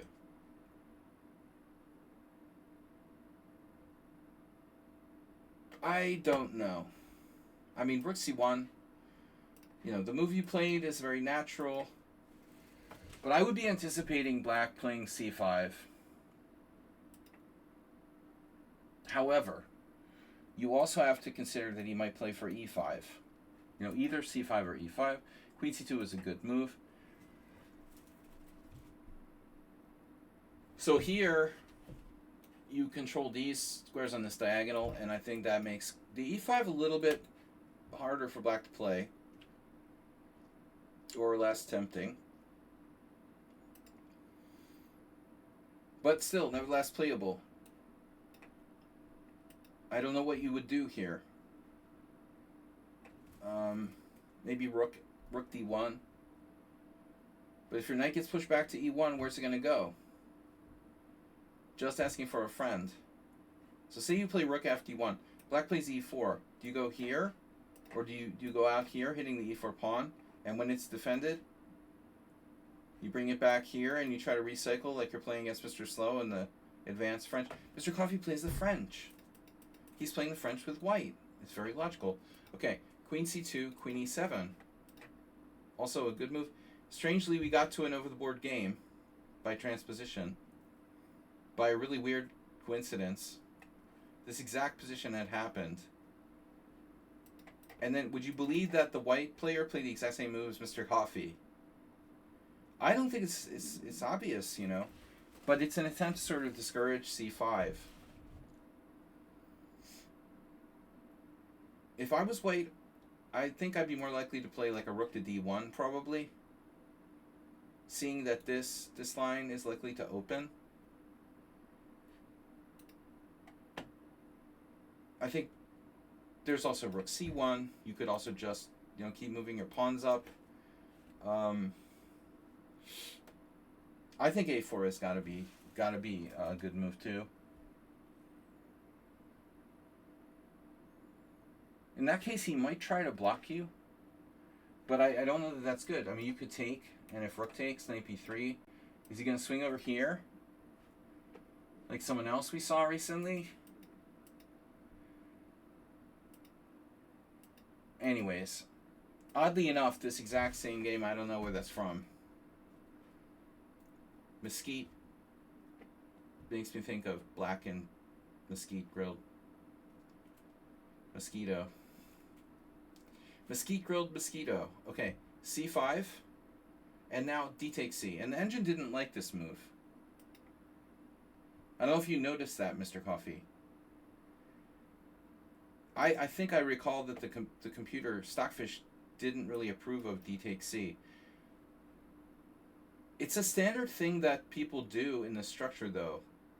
And I don't know if you remember me talking about this, but I call it like the Sarawan. So he would normally take, and if black takes with the b pawn, we push, and we try to get an outside pass pawn. But this particular position, it's not that scary for black. You do have a protected pass pawn, effectively. But I don't know, somehow, the fact that there's no dark square bishops on the board, you don't really have very good control of the dark squares, necessarily. Okay, so your opponent takes back with the b pawn. By the way, this is a much safer way to take back. And this actually looks a lot like I think it was a very classic Nimzovich game. Vidmar Nimzovich, or I can't remember. You know, just one of those very standard Nimzovich games where black just goes like e5, e4, and dominates the center.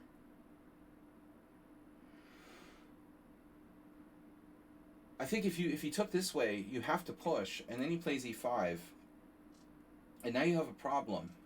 And this is probably why the computer didn't like your move, you know, d takes c. By the way,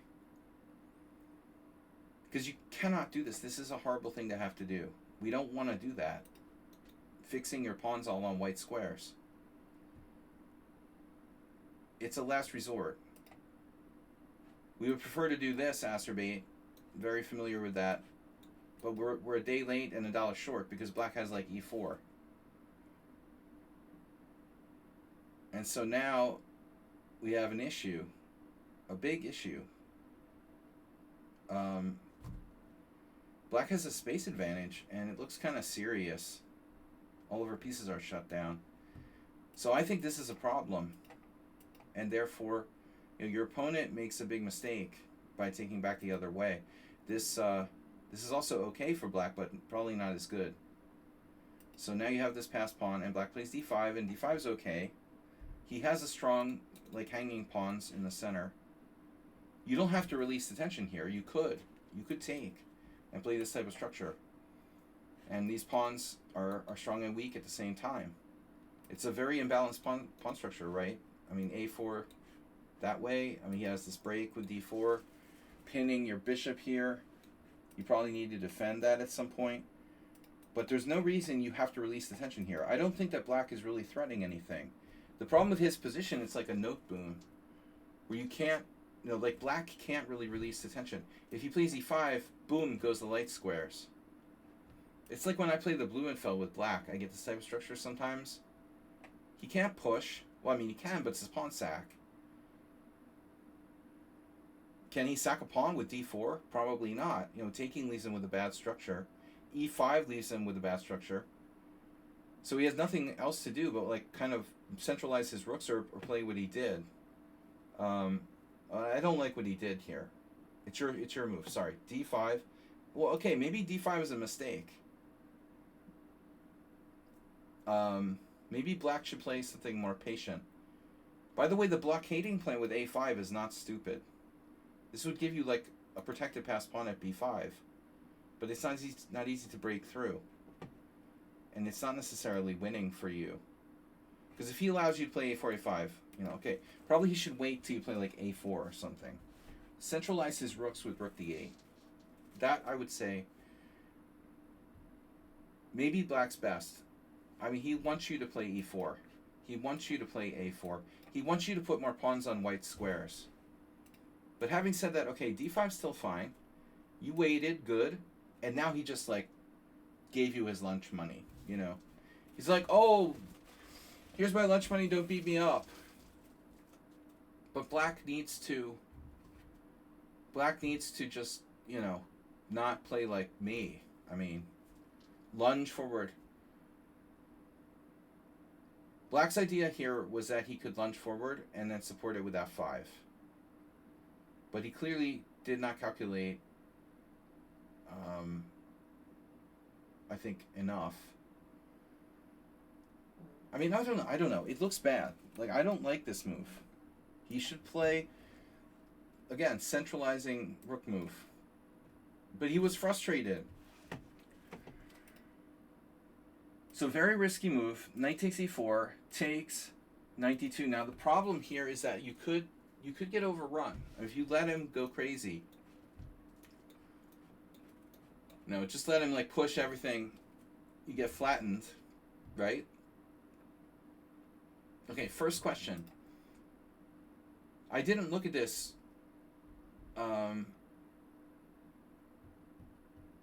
too deeply, but I wondered maybe black could consider knight f6 rather than weakening himself with f5. You still have an advantage on the queen side, and that's really going to be a problem. He's going to have to play a5. And ultimately, that's another question then, you know. Um, but f5, okay, radically weakening his king side. Here, I think you need to start considering f3, f4. If you play f3, black can play queen g5. Maybe not a big deal, and this is kind of similar to the game. You can just defend here. But I do think you're going to need to take measures to counterattack his center. Maybe he didn't. Maybe f5 isn't so bad. Okay, this is an interesting move. Queen c3, preemptively defending e3. Stopping knight e5. This is useful too. You'd like to trade queens. Black now plays rook a d8, leaving him bankrupt as far as trying to play a5 or something. This is where he starts to lose the thread. He should be focusing on the king side. What about like f4 or something? You're probably going to take. I mean, it's harder to play black than you think here. I guess, you know, there's this, maybe.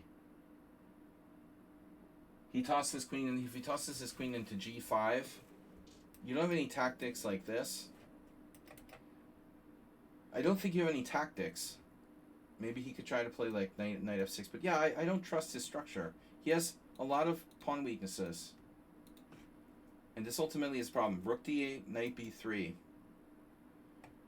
And that's a good square. Of course, c5 kept under pressure, and now black goes stonewall attack, rook f6. So on a bad day, Mr. Coffee would have probably maybe gotten lost here and succumbed to some kind of kingside attack. But in this particular game, it looks like you managed to put it together. So you combine attack and defense. It's good that you didn't play passively now. I mean, the other way you could have played the game, of course, was like, you can't mate me with my knight on f1. And it's also a way of playing. I mean, this would secure h2. You have to consider this, right? And you have the queenside majority. You can keep pushing those pawns. I think in that instance, you're better as well. That would be the more standard thing to do. This was an aggressive plan. Your knight could get kind of stranded. Your pieces can get stranded on the queen side, your queen as well. But he plays queen a5, rook h6, and now... What am I missing here?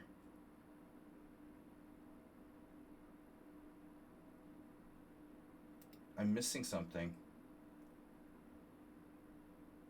No, this is right. It's a nice tactic. Okay.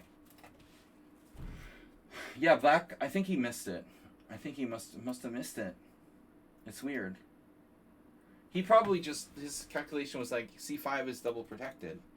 I had to actually stare at the position the second time, because I'm kind of tired, but yeah. So he has no threat immediately, and you're simply taking the pawn. And he's hanging his rook. So you win a clear pawn, but it's not just any pawn, and his bishop on b7 is hanging. So he's royally screwed in just one move. Queen h4, h3. See you later. Rook g6, threatening queen takes h3. I don't think that's even a serious threat.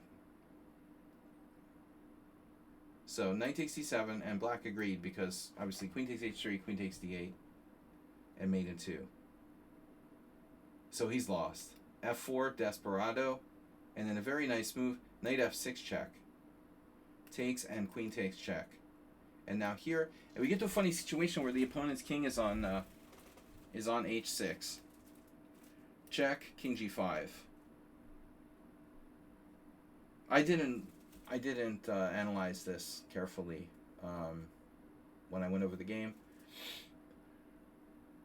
You're winning easily with what you did by trading rooks, and I think it's a very practical choice. It's unclear there's any way to immediately checkmate him. The only way to try would be to take here, and you know, you're kind of flirting with this, but I guess objectively you probably go ahead and take that. Objectively, this is probably best. But nobody's counting pieces, you know, when you're up a rook or whatever already. So I think it's fine to do what you did. Rook g7, f3, rook takes g6, check takes, bishop f1. Yeah, why take any risks? You're already up a piece. King f5, queen b8 here, queen b7. Yeah, it's over. Okay, so Mr. Coffee managed to dodge any bullets there and did play accurately. No tactical mistakes. All right. Make 3 bishops. So we had an earlier player. Are you still here?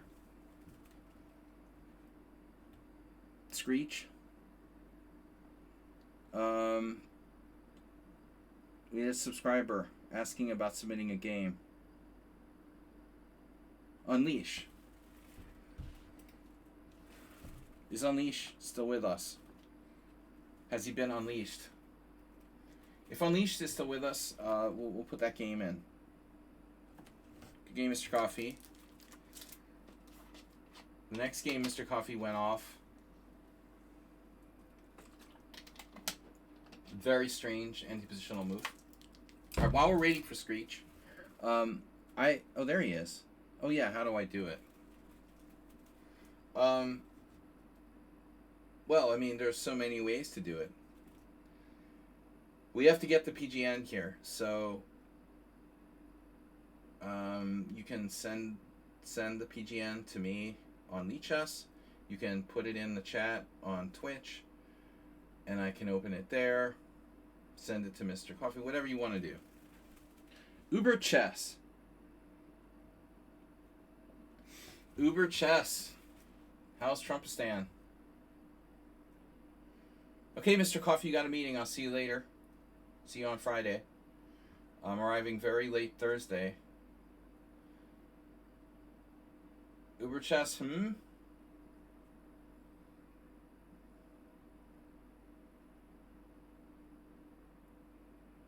coming to Trumpistan on Thursday.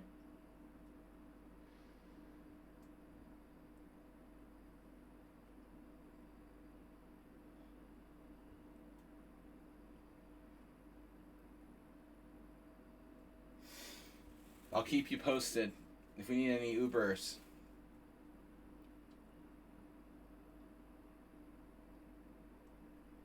Big Don. I bet the UN really did. Somebody at the UN probably really did like fuck the escalator on purpose. That wouldn't surprise me at all. Just because you're paranoid doesn't mean they're out to get you. You guys know that's true. Big Don has reason to be paranoid. I bet the UN screwed his escalator on purpose. Alright, we're gonna wait for Unleash this game, but I'm not gonna stream too late tonight because I gotta get ready for tomorrow. So I'm gonna show you guys the disaster. It hurts.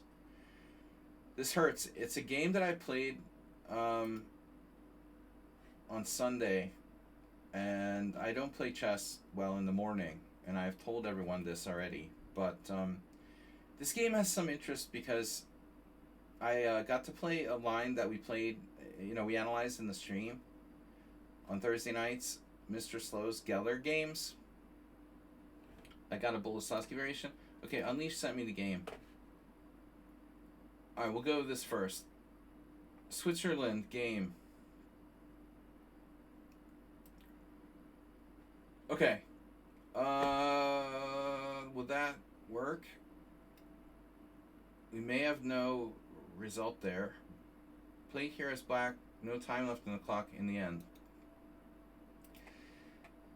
Let's see what the study does with it. If I put this in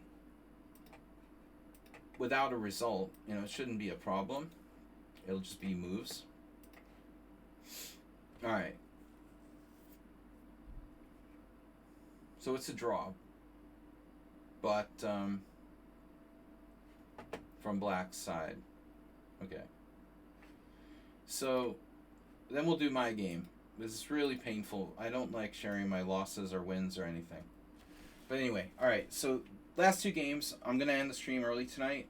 We're gonna do this game from Unleash, and then I'm gonna go to my game.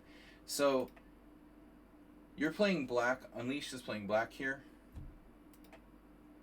You played against the two knights. 3 knights game now. The thing is, like, you don't have too many options here. Occasionally people will play bishop c5, and I don't think that has a great result. So there are not a lot of options. You can play passive d6, Steinitz style stuff, or, you know, bishop e7. I've experimented with g6. There's bishop b4. But at the end of the day, I mean, knight f6 is the best move. There's not a lot of openings where that's the way, you know. But unfortunately, it just is the best move. But it's, you know, the 4 knights. White plays g3, and now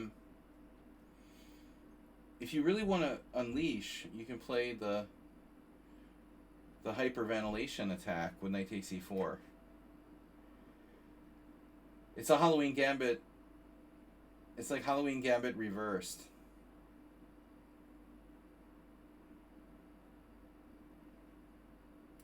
But I don't really recommend that. I'm just notifying people that that's a possibility. This might be better than the Halloween Gambit. I don't know. It's probably better than the Halloween Gambit.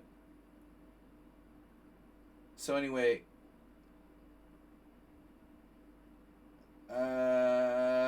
yeah, well, there's two schools of thoughts on this Uber chess. There's people who like opening the game and people who don't like opening the game. This is very, very much a stylistic choice. If you like open positions, then d5 is fine. If you don't like open positions, then it's not for you. You know what I mean? So you can't say Mama says. Mama says d5. Well, if Mama's children don't like open positions, then she shouldn't be telling them to play d5. This is a stylistic choice. Yes, d5 is a critical line, but that's not for everybody.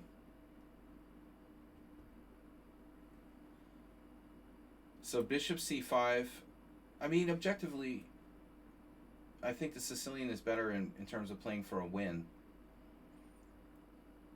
But honestly, e5 is a better move. And I think that we see that with the engine and everybody. And I guess it's not a secret, you know, ultimately. There are players who are capable of scoring better with e4, e5 than with the Sicilian. Or you could go more hyper-modern. But I think it's good to be able to play both. It took me too long to incorporate e4, e5 into my repertoire, because I was always playing hyper-modern stuff with black. You play bishop c5. This and d5 are the main moves. So now bishop g2, black plays d6. I don't know if it's bad to play d6. I'm just a caveman.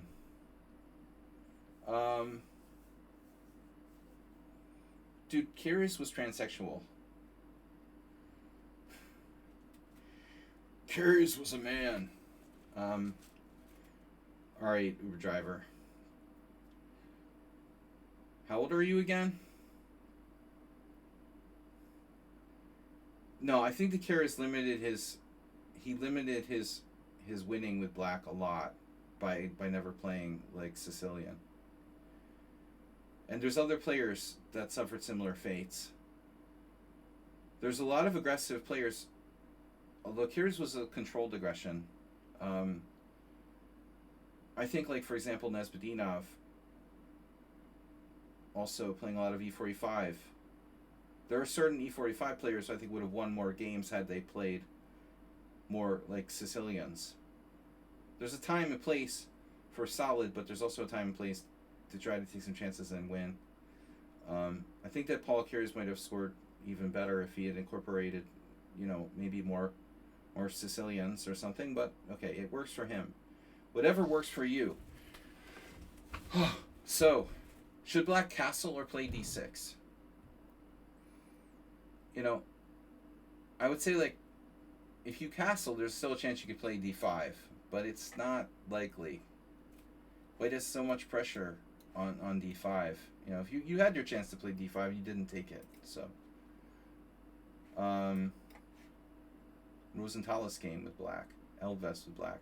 There's nothing wrong with castling. It is the most fundamental move. d6, okay, fine.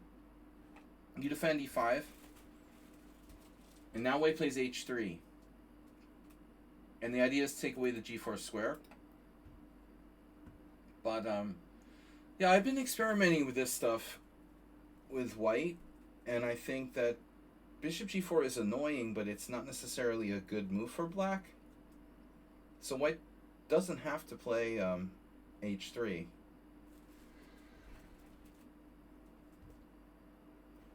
I mean, d3 is solid. Bishop g4 isn't really a great move, I would say. You know, you're just inducing white. Bela played this. My old distant neighbor. h3. Now, I don't think you want to do this for black necessarily.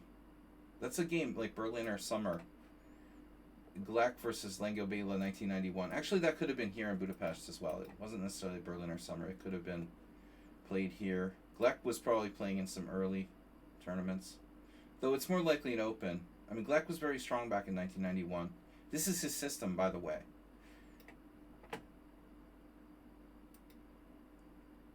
The G3 is Gleck's specialty. So anyway, white plays h3. It's okay. Castles, d3, and now you played h6. So at the end of the day, is h6 necessary? I like delaying d6 because a lot of times bishop e7 is a good response to bishop g5, you mean? Yes, that happens in the Vienna game, for example. You think it would make what? F4 strong for white in the future? You mean f4? You don't like h6? I just think it's controversial, you know. I think it's a controversial move, but it's very dangerous to play these types of positions like planlessly. It's even possible that bishop g5 is dangerous.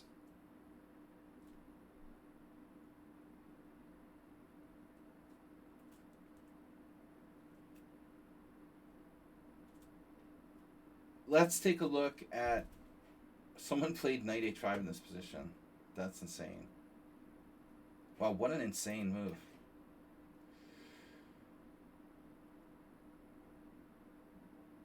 That's totally insane. That's a really crazy move. Okay, a6. This is Vallejo or Michael Adams. Swat Gleck, 1998. Well, that's interesting, isn't it? Swat Adalik versus Igor Gleck, 1998. So Swat's playing his own system against him with white. And Gleck, now who knows? Maybe it was a friendly draw, but I mean, well, what Gleck would play this against his own system, so it must be the best. All right, let's see who played h6. Because look at this. Morovich and who played a6? Ivanchuk, Van der Steren, Morovich, Gleck. I've seen enough. It's a good move. Yeah, knight a4 is a threat. It's a threat. But Uber Driver, I think you also have to consider that maybe black can allow it, you know? Because in closed positions, oftentimes the bishops aren't better than knights. I think black's real problem here is that he just doesn't have any really constructive moves. You know, another suggestion would be like a5. Oops, there's some games. Matlikov played it. Peter Wynn. I am from Czechia. No, I mean, but normally a6. So h6, but how bad is h6? So your point is that f4 might be stronger. Well, I think our main problem is knight a4, right? That's the problem. Yeah. So if knight a4, you have to either let white take on c5, recapture with the d pawn, or bring your bishop back to b6. Now, sometimes it can be annoying like this, because black, my experience playing white, I've had a bunch of games that went like this. And white has to attend to that a file thing. And there's nothing white can do on the king side to like crush black quickly. But I think that white is a little bit better. You know, that's the point. So a6 is better. Now the question would be, is there anything that white can do here? So Michael Adams, 1998, winning with white. Did he play bishop e3 or did he play castles or g4? I got lucky and I picked the right move. And Suat played this as well. And Frank de la Paz, Cuban.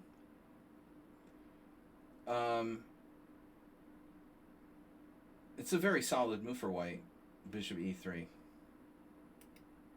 It also makes a6 look a bit of a waste of time. Alright, so you played h6. It's still not so bad, but white should play knight a4. It's very strange here that neither player played knight a4. Both Brushkern and other guy. On the other hand, yeah, I mean, it's not like the end of the world for black. Alright, so knight e4, your guy did it. Wow. And so this one player from 2010 played bishop e6. And I think it's a reasonable move. You're expecting knight takes c5, you take back with the pawn, and most likely black can put the queen somewhere like d6, try to pile up pressure. So bishop e6 looks reasonable. Most of my opponents have, I'd be surprised if I didn't have this position, but I probably would have castled first. I don't know. Let's see if I ever had a game here with white. No. Okay. So I'm expecting takes, like takes. But this looks reasonable. Anyways, you played bishop b6, also reasonable. White takes, and now c4. Yeah, I don't like c4. I understand why he played it, but I don't like it. Maybe it's not bad. Because I look at this position and I think, well, why is white better, or what is it about this position that white has, you know? I was thinking about that bishop g5, yeah. On a sidebar. You mean a6? Yeah. Bishop g5, h6, bishop h4. The crazy. Threatening knight to d5. I mean, maybe it's not really a big threat. This is certainly very artificial for white, and like, first of all, we have to, the obvious. King g7 loses to knight d5. We have this here, and then the old, like, queen f3, king g7. Plan will be rook h8. Let's see what the computer says. Well, I mean, knight d4 is a threat for black immediately. So probably have to go here. I don't trust white's sack. You know, I don't think that it's enough. It's yeah, it's dubious. But king g6 is the best move. Oh, f4 instead of queen f3. That's another approach. Yeah.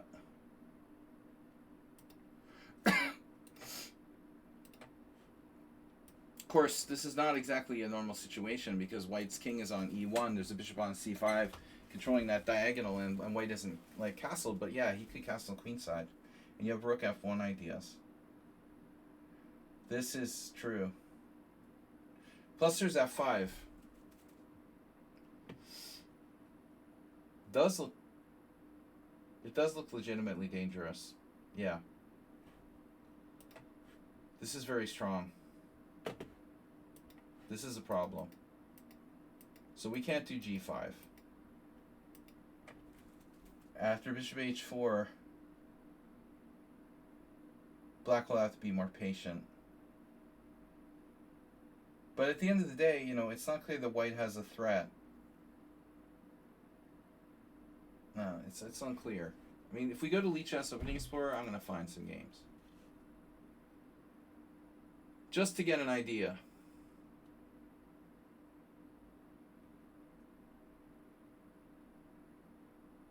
Huh. 18 out of 30 moms played g5. And it's not good. Then we have a selection of other moves. The best move for black is bishop e6. And now, things are unclear. g4, knight d5. This is very crazy stuff. Very crazy stuff.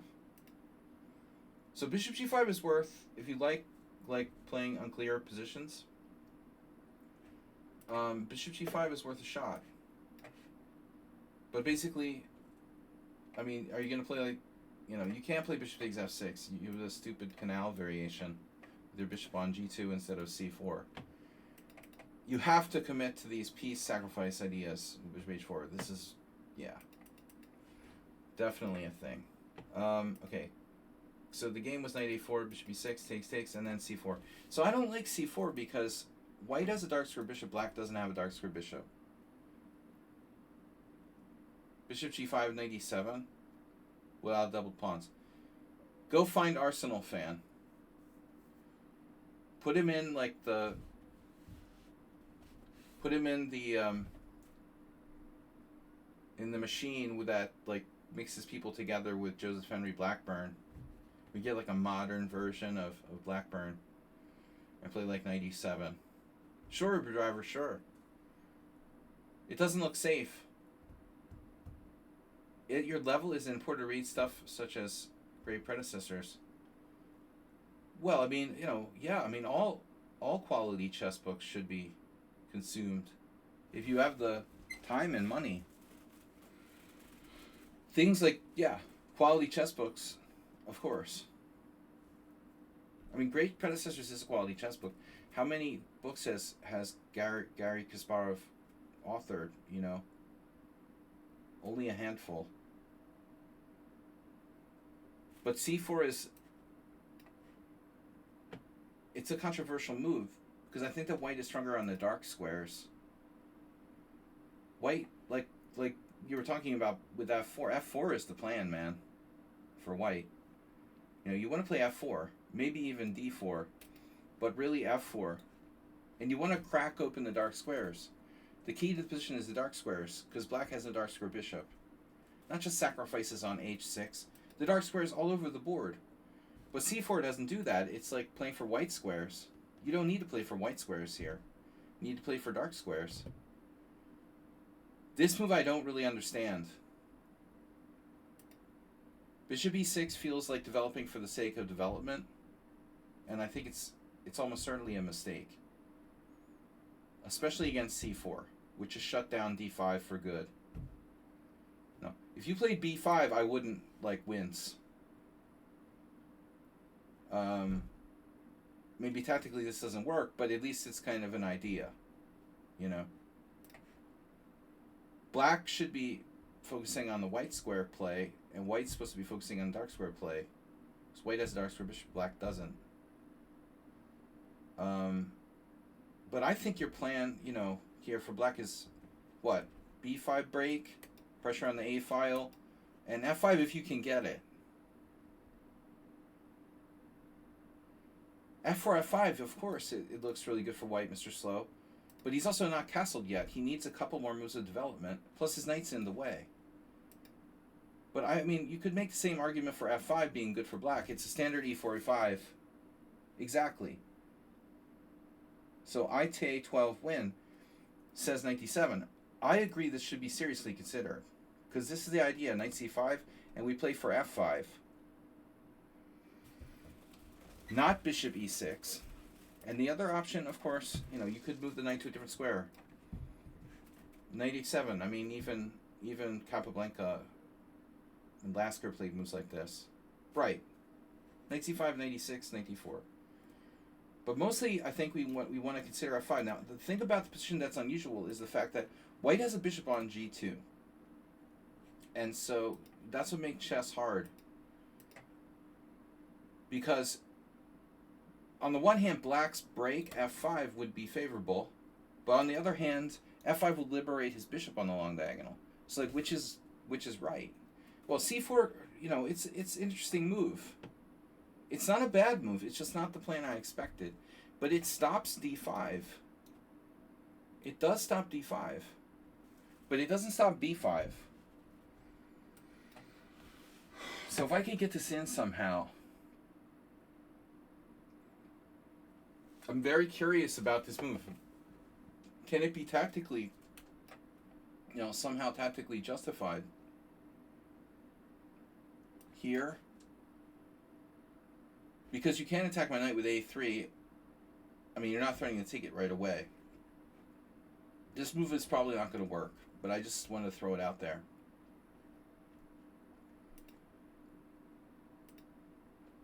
b5 is close to working. It's close to working, if I could get it in. Bishop d7 takes away our knight square. Yeah, I think I would play knight d7 in most cases, heading for c5.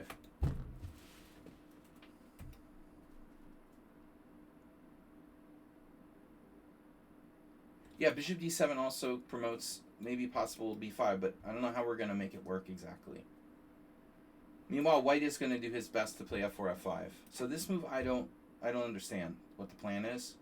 It feels like developing for the sake of developing. Castles, and now I understand the plan. You wanted to play queen d7. How silly of me. You know why I didn't see this plan? Because I didn't think it was enough. Very standard idea what you're doing here, but white easily defends h3. So this is a problem. After king h2, what are we going to do? So your idea will be move the knight h7 and go f5? That's what you did. Well, let's see if it works. You're threatening to play f5. It reminds me a little bit of this Nimzovich game. Knight h4 here. Knight h4, knight d4. f4.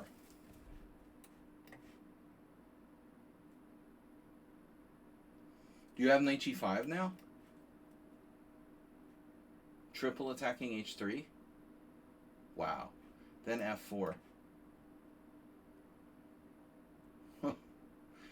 I don't want to see that. This is kind of the problems that we're going to run into. So that's funny. There's a game here. We're actually following that game from 2022.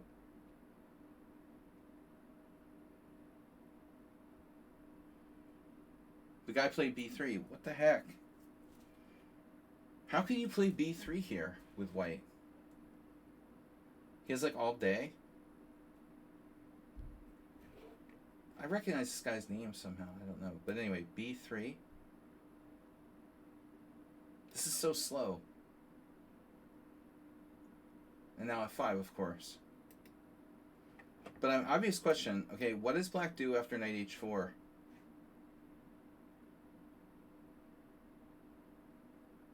Obvious answer, knight d4. Okay. Guarding f5. And now, on f4, we don't have much choice. Because passive f6 looks horrible. Black would have to answer f4 with f5. I think. And now there's a huge problem here.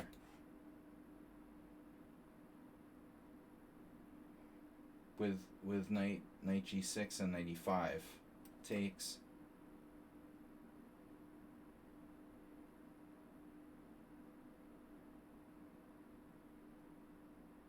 If we take here, you have knight g6. So, yeah. But let's see what the computer says. It likes b3, that's the engine move. Wow. So I am missing something.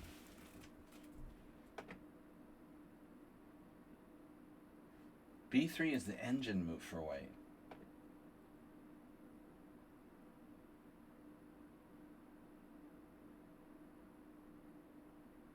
I mean, okay, it's not a terrible move, but it was played by the engine, by this guy in 2022, is for d4.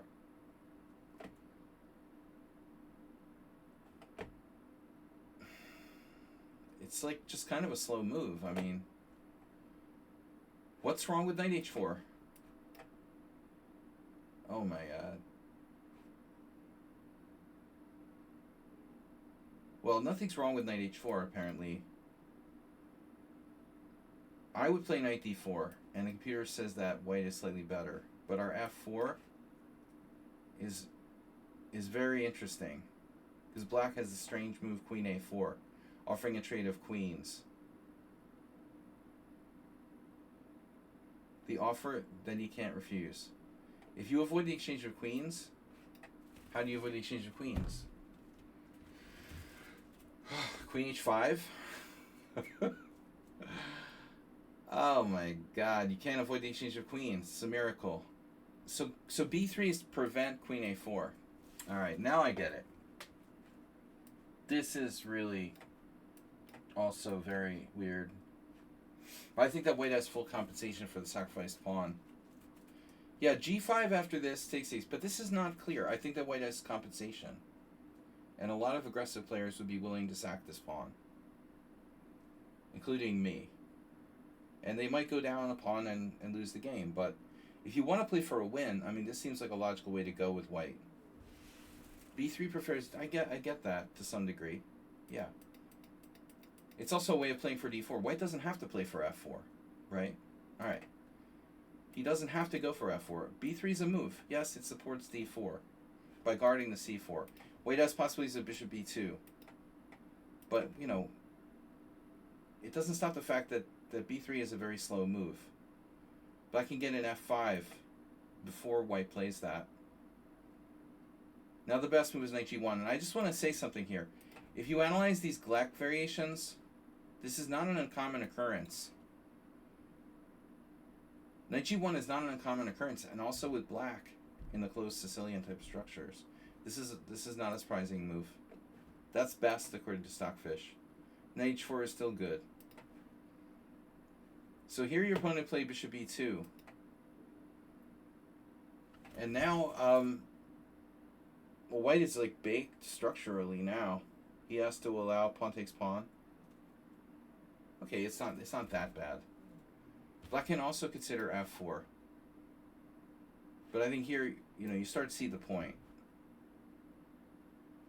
So this is a much safer way of playing with black. Pawn takes pawn. And I don't think white is gonna like sack pawns or anything. So it takes. Now the knight on h7 is still not good. Black plays rook f7. I wonder about where to put the rook though. f6 is just in the target zone. So I mean rook f7 looks logical. You could also play g5.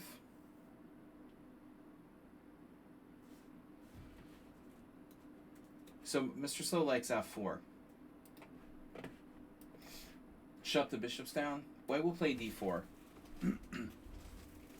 Can we keep them shut down though? You know.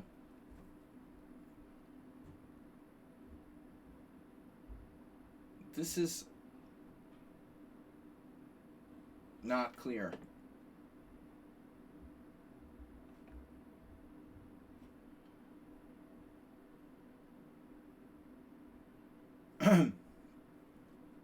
Because there's a threat of d5, you know, we have to do something. We have to take. White will take back. There may be tactics, you know, maybe you will get a tactic. Um, it looks actually pretty dangerous.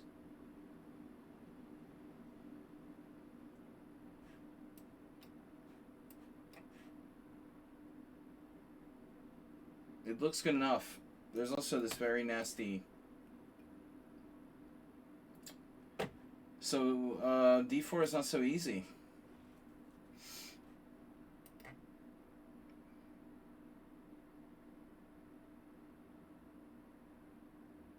See what the computer says? f4 is best. Yeah. f4 is best and black is better. So it looks like Rakesh Kumar and your opponent both didn't find the best moves here. BB2 is not good. I mean, he needs d4. And the bishop supports d4, but it's time consuming to get that in. So Mr. Slow is right. This isn't an accuracy, the other way was better, but it's still okay. Black is still okay. I think that g5 worth considering. It would shut down knight h4. It is a typical like minority attack type of thing. g5 here. It would weaken f5 permanently, but you know, he needs time. He needs a lot of time to, you know, 91, 92, 93, blah blah blah. Let's see, rook f7, standard close Sicilian style move. There's 91 here. And then not what I expected. So 93, suddenly white wants to support f4. I thought he was going c2, but his pawn's also attacked. Yeah, he has to defend the pawn. So this is like forced. And now h5, you're quick. You're really quick here. Wow. So that's why knight g1 would be better. To guard both of these squares. But I mean, the other problem with bishop b2 is like why I lost Hjartarson last year. I have a hedgehog where I'm white and my bishop's on b2 and nothing's guarding this diagonal. You know? It's a problem. It's a real problem. I mean, white has serious like pawns on light squares. Like 5 out of 7 of white's pawns are on light squares. His bishop's on b2. Well, what the fuck is defending this diagonal? You know? You got nothing protecting f4. It's all fine and good to put your bishop on b2, but if you can't get an f4, what is it doing? It's just hitting a rock on e5. And the whole plan with b3 and bishop b2 is okay, but it's kind of slow. So 91 isn't enough. Here, now black is better. Rook f8. And so you didn't even need to play g5. This looks quite strong. So what about sacking a pawn now for white? What about f4?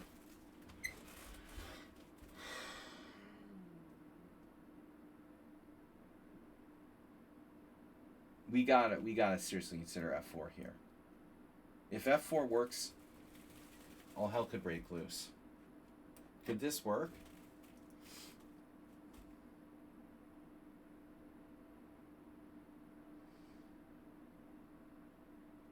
We're gonna sack a piece with knight takes e4, bishop takes h3, bishop takes h3, f takes g5, bishop takes g2, rook takes f1. Bishop takes h3. Oh no. That works? Oh no. Oh no. Oh no. And if you take here, rook takes f1, bishop takes h3, rook takes d1, bishop takes d7, rook takes a1, bishop takes a1. That's a very strange position.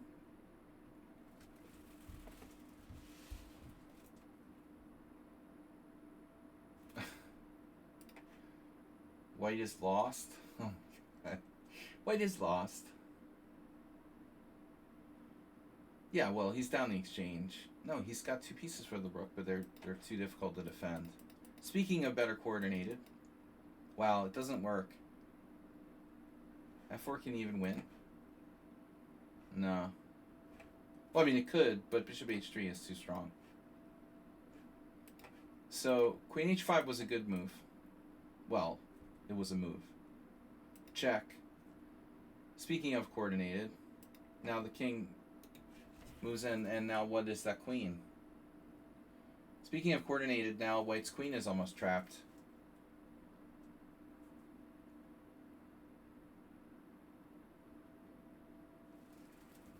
He has no squares. One square. So king h7 actually threatens to trap the white queen. Major problem here, Houston. I'm feeling a serious lack of oxygen. So white comes up with this. Obviously. Oh no. The exchange sack. Of course. And now you're still threatening g6, winning the queen. Ugh. So white's going to have to sack their queen now.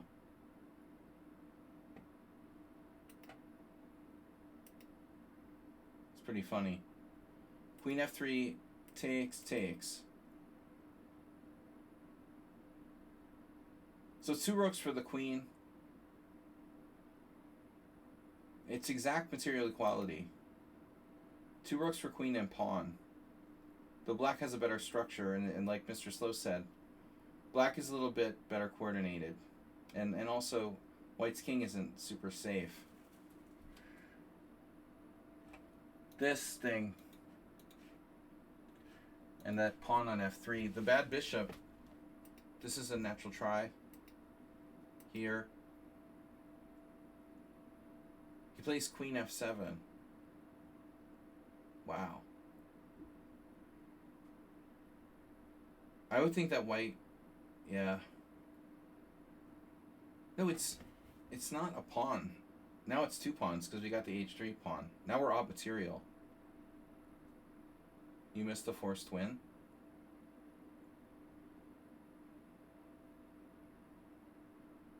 Well, I think that most people would probably sack the queen, sack the rooks back, but this endgame looks probably winning for black. No, because the bishop is so bad. Maybe not. King is very good. These squares are so weak. It's actually not that clear. I think he should try it, you know. You might not get another chance. He should take on g6 and try his chances. You had a forced win.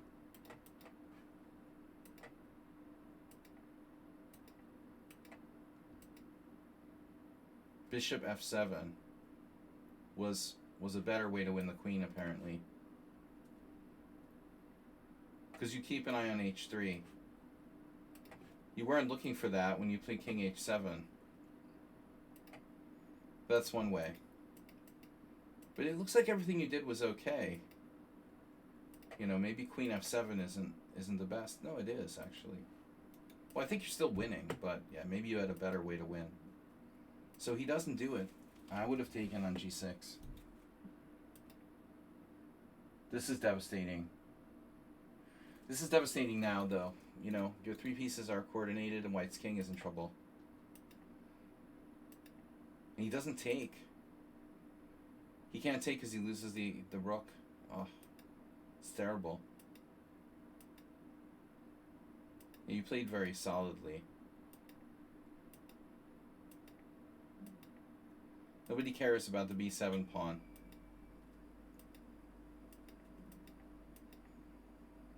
Queen and knight are a very good combo. He should take on f4, I guess, but that'll let your queen in on the dark squares. Yeah, maybe here you're playing a little too slowly. Although g5, yeah, you had to defend that. So it's a draw. So you're probably like winning in the final position. Rook g6 loses f3 bishop. What are we talking about? Oh, in that position, yeah. So I just threw that on the board. Thanks for putting that out, Mr. So. So wasn't an option. Of course he would have done it. Yeah, I didn't even bother to see that. Minor detail. He never had a chance to do that. Yeah, I completely missed the point. So you're always winning. It looks like you're always winning. And you gave him a draw in what was likely a winning position.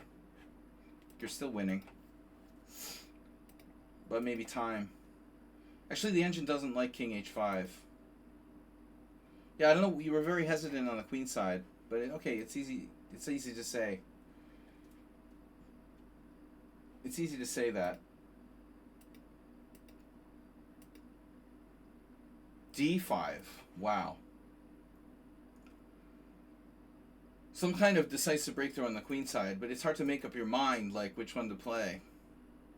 So you're not actually winning in the final position. It's not so clear. Guys, I'm going to take a break for like 2 minutes, and we'll go over the last game. Be right back.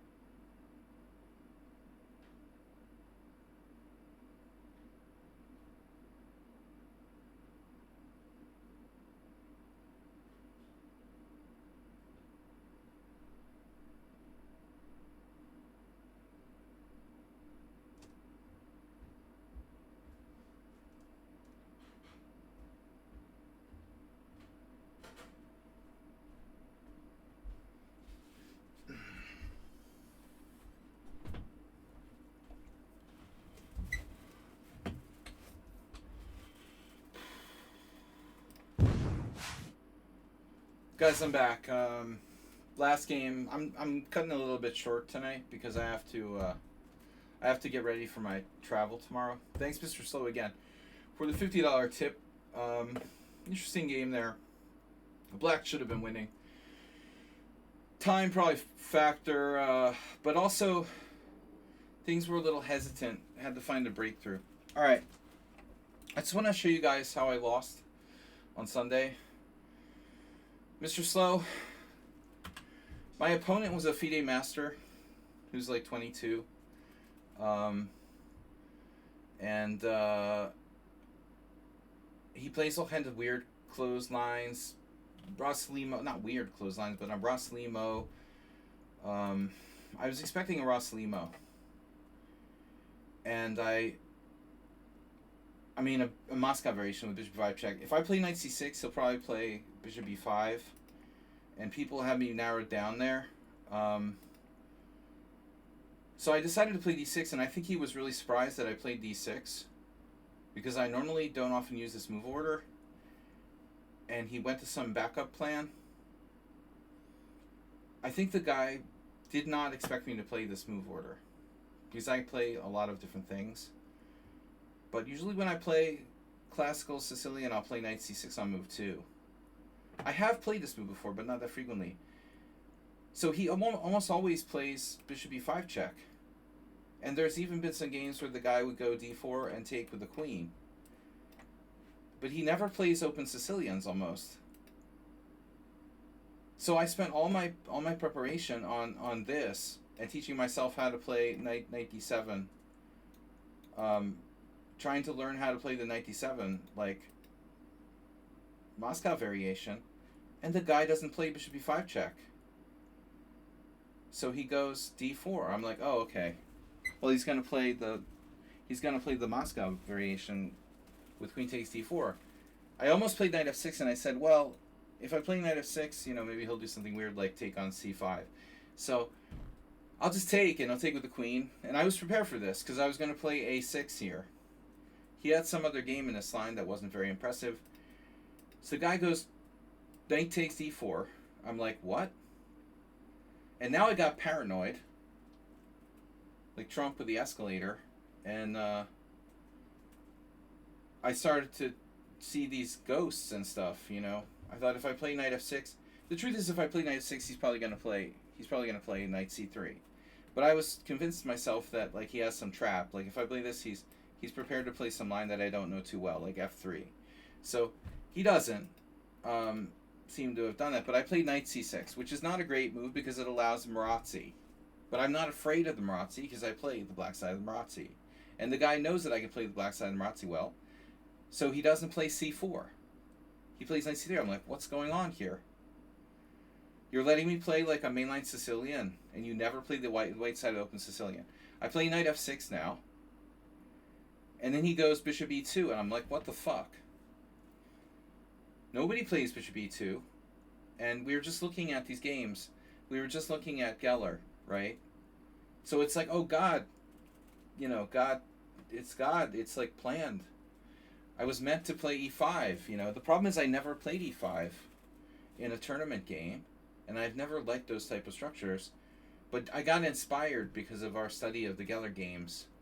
And so I decided, and he'll never expect me. He probably prepared for me to play the dragon because I always play the dragon in the classical Sicilian. You could prepare based on my games with Nefedov here, some kind of line or something.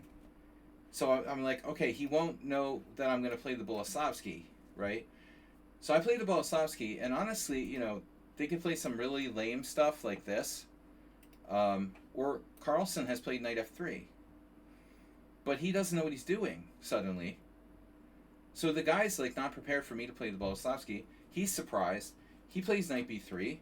I play bishop e7, and now he tricks me. Because the normal line is castle. Not intentionally, but somehow. He tricks me off of main lines with bishop e3. And I'm thinking like, well, what's this guy trying to do? Why is he delaying castling? Is he going to try to play g4? And after the game, he mentioned something about that in a we had like a 1-minute analysis. And I thought, well, what's he going to try to do? Castle queen side?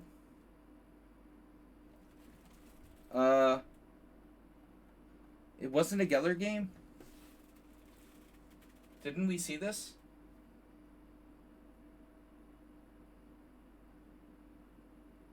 Am I making that up? Did I have some hallucination?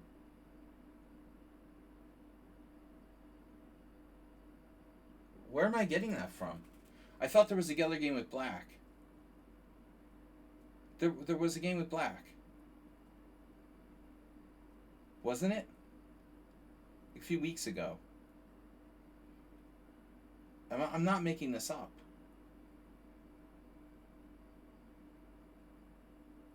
Well, it's not quite that simple. I to a12 win.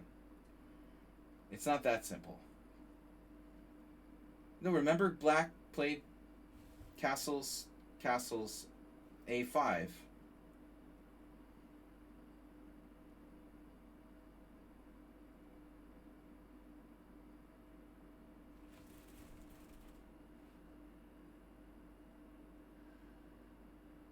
Knight c6 instead of a6, it was a Boleslavsky.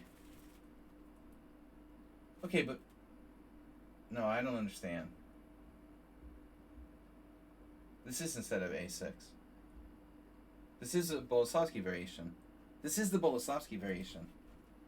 There's no a6. You're confusing me, man. Geller played the Boleslavsky variation. Exactly, this is a Boleslavsky variation. There is no a6. We have the correct position.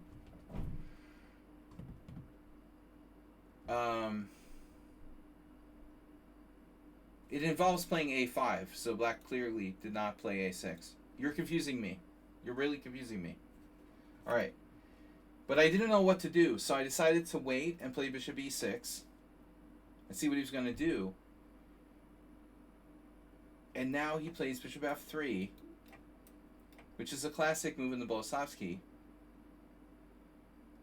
And so, I mean, we're like both out of book, and this is a very rare position. But I'm like, what is this guy's deal? Like, he's going to try to castle queenside? I said, okay, I don't care. You know, I'm just going to play a5, which is a normal plan anyway. But apparently it is inaccurate to play a5 here. I'm supposed to castle. I think he was going to try to do something crazy like g4. And you can see there's some games here. But it worked out for me. This is inaccurate. It turns out to be inaccurate because of this game here where the young Richie Rich lost in 2017 with a5, knight d5, bishop takes d5, so e takes d5. The problem is that white can play like, see, this is how Geller played, but his opponent played worse. Kuipers, the other Kuipers, gets like, not Stefan Kuipers, the other one, I don't know who this guy is, another Kuipers. He gets like an improved, whoever that was, Ivkov, or, I don't remember. Who was it playing white against Geller? White ended up getting an improved version here in that game. So a5 is inaccurate in this exact position because white can play knight to d5. But my opponent didn't know that. You know, so he ends up playing the stupid move a4. So it all worked out in the end. Like, this is exactly what I wanted. And I got knight b4. I should play it right away, but I wasn't sure.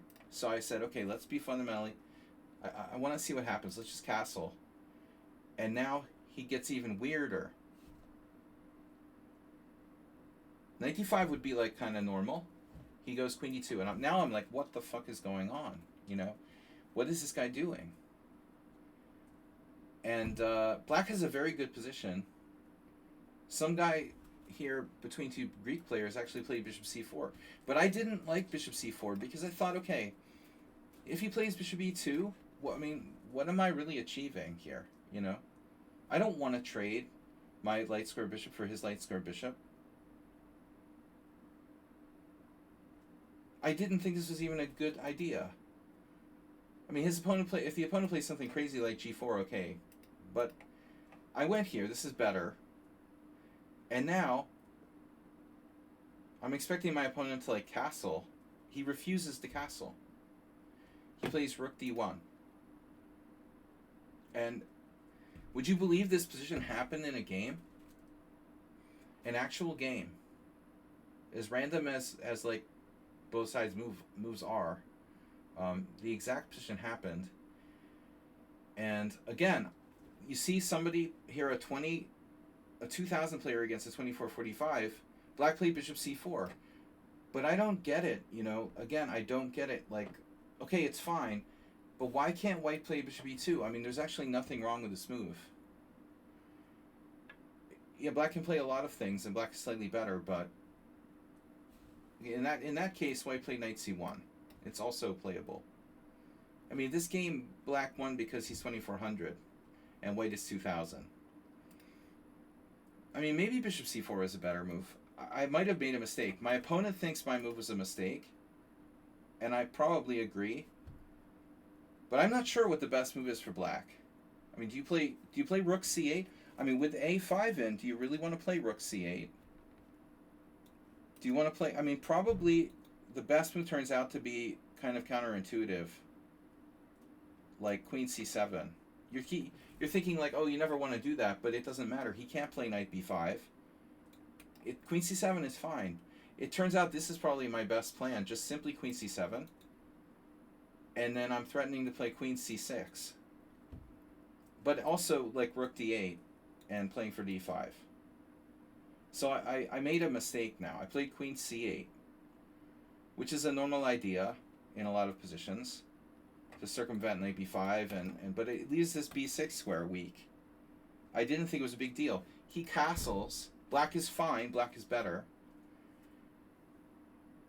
But now I like blundered here. And the question is like, what should I do? Well, what I should do is queen c6. Everything is attacked. Like a4, c2, e4. I'm threatening rook d8. Everything I just said. d5.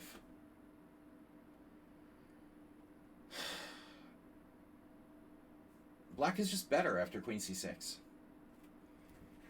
But here I just like... I told you, I don't know if you weren't here for the stream, guys, but I was playing at this table, and this sounds like a stupid excuse, but I'm serious. Like, the table was too narrow. The table itself. And so, when you sat at the board, there was only like a half an inch of space to like put your elbows on the table. It was extremely uncomfortable. I've had this on a few occasions. You couldn't like rest your arms on the table. There was no place to like put your hands and shit, you know? It was like having no arms or something. I couldn't sit at the board and put my elbows on the table. So it was more comfortable like just standing up and walking around. So I started to play like fast, and the following move was like a blitz game. Now I went completely acerbate, knight g4. And it looks like a reasonable move. Because if he gives me his bishop, I expect him to take f3, go back, and then I'm slightly better. But the thing he has is this stupid bishop b6 move, right? Attacks a5. Now, listen to this, right? Listen to this. I'm an international master. I'm playing like shit, but I used to be pretty good. And after the game, the guy asked me, did you miss bishop b6?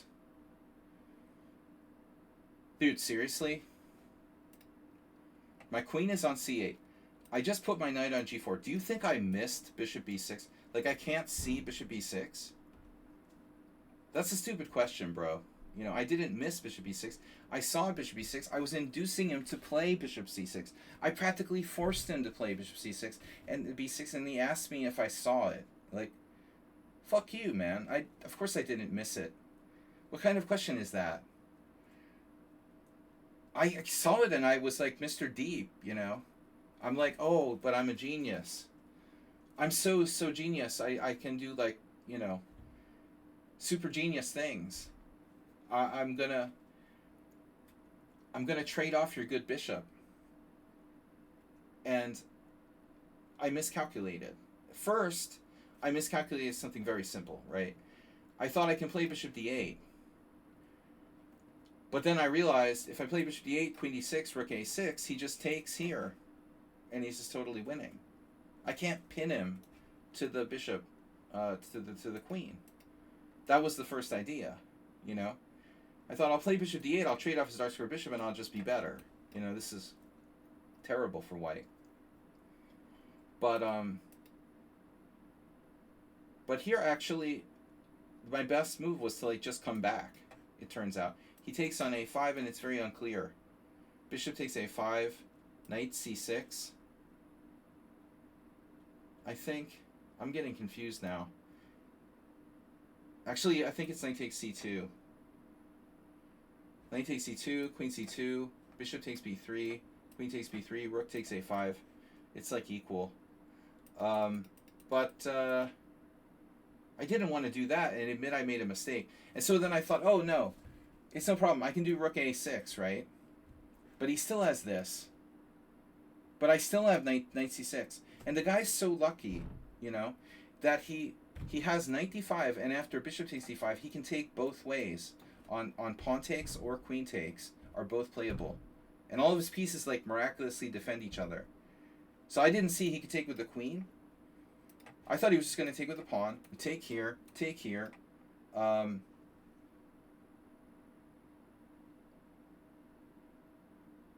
I don't know what I do next. What's the evaluation? Bishop d8, and I'm completely equal, for example. But anyway, it doesn't matter. I could have done all these things, but I'm like, no, I'm a genius. I'm going to sacrifice a pawn for the initiative. So I play bishop d8. He thinks and thinks and thinks and thinks forever. He takes the pawn, of course. Simplistic, easy move to play. Bishop takes b6, queen b6, and now I thought I'm a super genius. I'm like freaking, you know, I'm like basically Wile E. Coyote in chess form. And he's the roadrunner. And he's just like doing the obvious shit. And I think I'm a super genius. And now I'm like, knight f6. I don't take. I go knight f6, and I'm down a pawn, but I don't care. You know, I've got pressure on this. He has a bad bishop. I have all of my pieces are very active. I'm threatening stuff like rook a6. And he just takes another pawn. And I was like, you gotta be kidding me. You know, this is really risky looking. I thought he would play like rook d2, and that's actually the best move. After rook d2, he's seriously better. He's up a pawn, and I don't have quite enough compensation. I could do something like this. Like, honestly, I just don't think this is too easy for white to win, you know. I don't think, like, an average player is going to be able to beat me here. Even though he's up a double pawn or whatever. It's not that big of a deal. But the guy takes the second pawn. And then I'm like, okay, the plan was get your knight off there, take on c2. I'm going to take on c2. And then I'm going to put my knight on d4. So I get this position.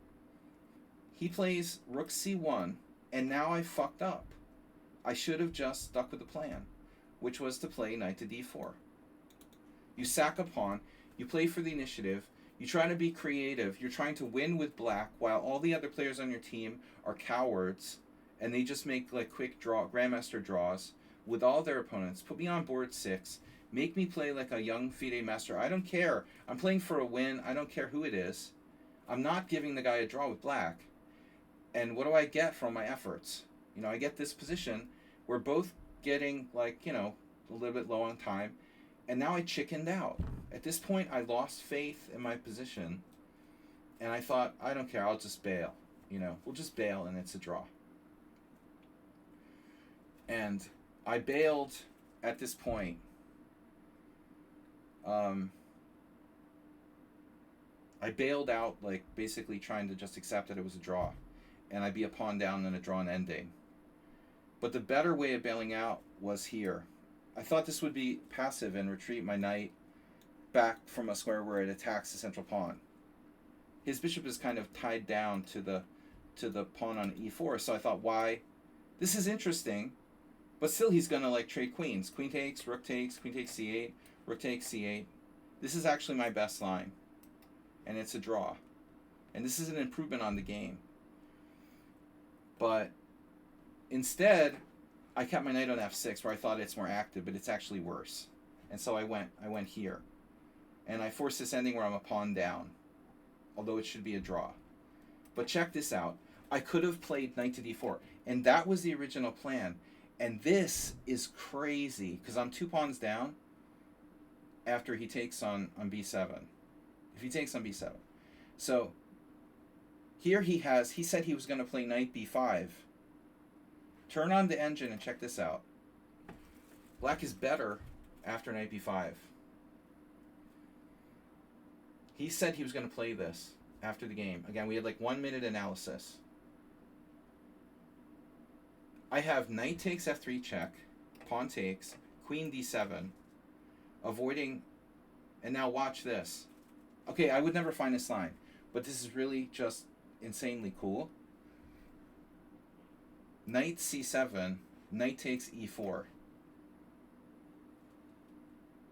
Would anybody find this? Like Magnus Carlsen? This is unbelievable, right? But his king, but her emails, look at his king. Look at his king and my king. My king is completely safe. His king is totally chilling there with the open draft. F takes e4, bishop h3. Guess what? I'm down a rook. How much material am I down here? I'm threatening mate with queen g4. Black's still better. Rook c3, bishop takes h3.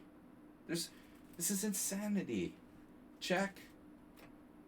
King g2. What is this? A draw? Check. Rook g3. Queen takes e4. Check. King h3.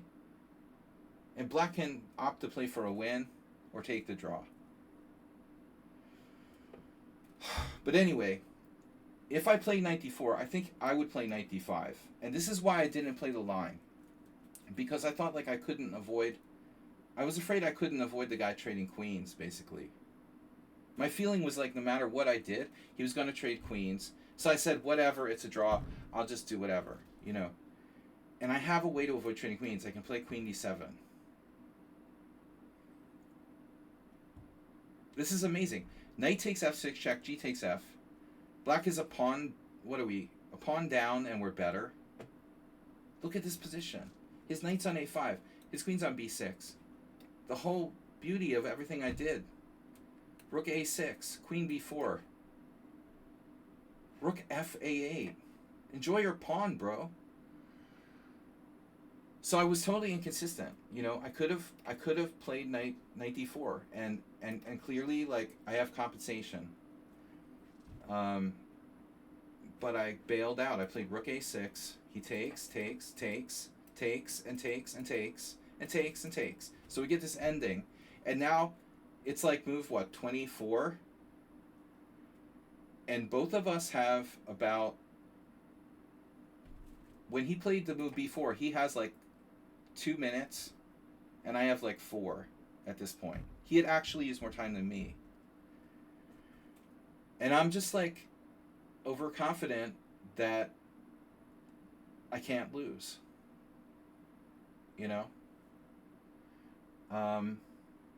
But I lost like all sense of objectivity here at this point.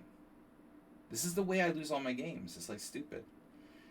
I lose the weirdest positions in the weirdest ways. Like I never get checkmated by anybody, like once. Here I just messed up. This is a bad move, and it's still not losing. I thought I could take the pawn on e4, but I can't, because after rook b1, knight e4, bishop e4, rook e4, knight c5, and I have like a minute or 2 minutes left trying to calculate bishop a2, and I'm losing in that position. So I should have just gone here. Would anybody here see this? Rook a2, knocking his knight away from the b2 square so that then I can put my rook on b2. Rook a2, knight c5, rook b2. Knight d3, rook b3, knight e5, rook takes b4. And it's probably a draw, because it's all 4 pawns against 3 on the king side. But also another interesting move if I had some guts would be like g5, for example. I don't think I should lose this position. But I managed to lose. My opponent didn't do anything the whole game. Rook c4, rook b1, and now for the losing move. Who ever told you to centralize your kings in an endgame? I had to stop knight c5. So that earlier position where I could have played knight d7 instead of queen a6 or rook a6 would have been better. And I went king f8. I'm probably close to losing now after king f8. I have to play knight d7. And it looks like then I'm holding, because his knight is stupid. What is his knight doing? It can't go to b6, it can't go to c5, b2 is bad, and c3 is unavailable. So he's like paralyzed. This position should be a draw. The example line is king f1, king f8, king e2, g6, king e3, f5, e takes f5, g takes f5. I have compensation for the sacrificed pawn now. Everything's just rolling. His knight is on a4. He's not winning this game. And it's so stupid. I played king f8, allowing knight c5, and now I should have played king e7. But how am I going to blockade this pawn? That's the problem. Actually, you even have to wonder about knight d7 in this position. Does this work?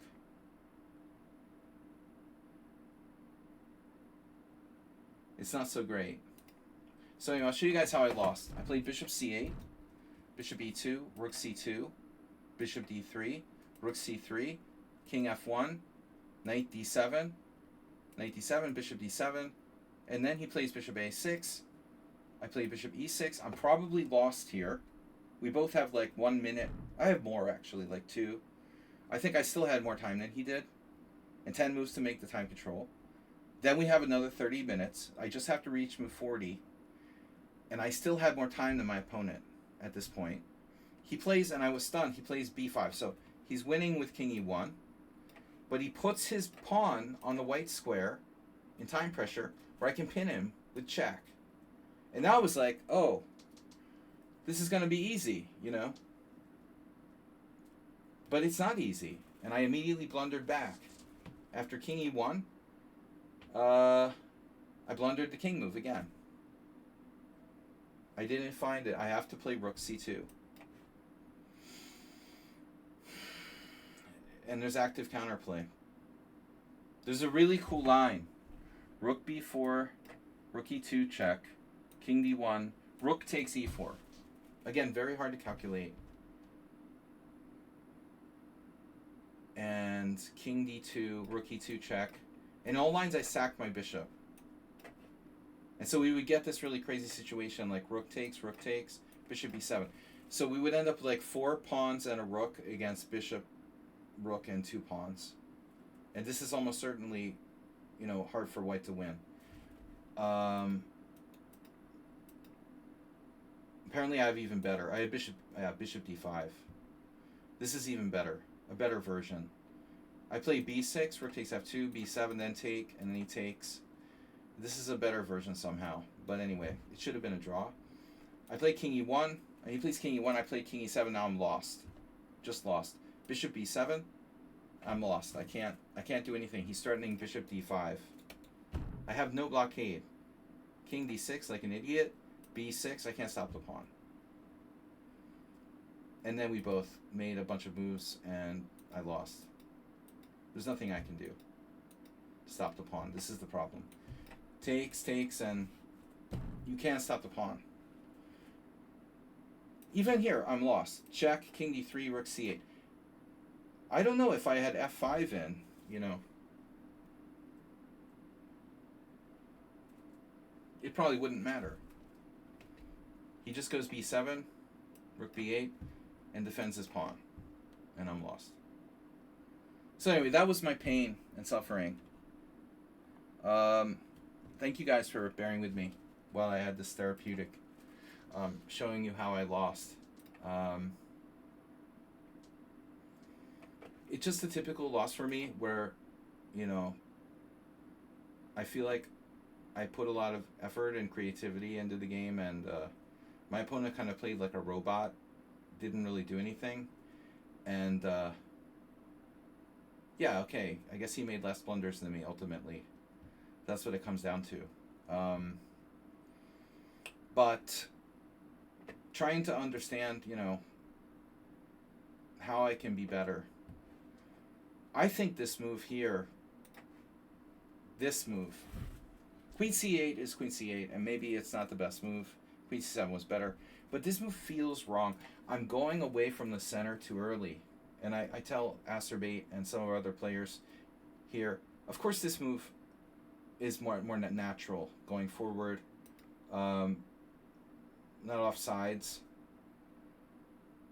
But again, you know, if I play this, he plays bishop b2. I didn't want to do that, you know, but finding this move would have changed everything if I just simply played queen c6. So this impulsive move to go to g4, and lazy, it's like being lazy and impulsive are very dangerous things because of our, you know, short-term society that we live in.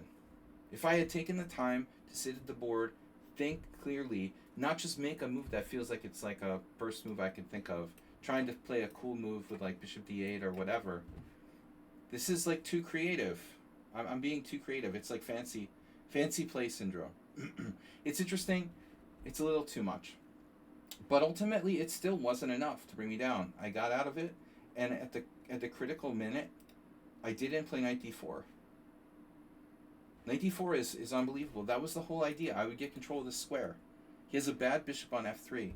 Dark squares was the whole concept. I had traded dark square bishops, and he has a bad light square bishop. It all makes sense. His pieces are strung out. I can't believe I didn't play this. I talked myself out of it because of knight d5. And I think I just didn't see queen d7. And there's some really crazy stuff like knight c7.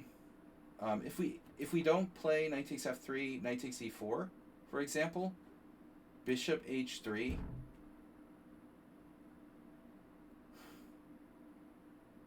Easy.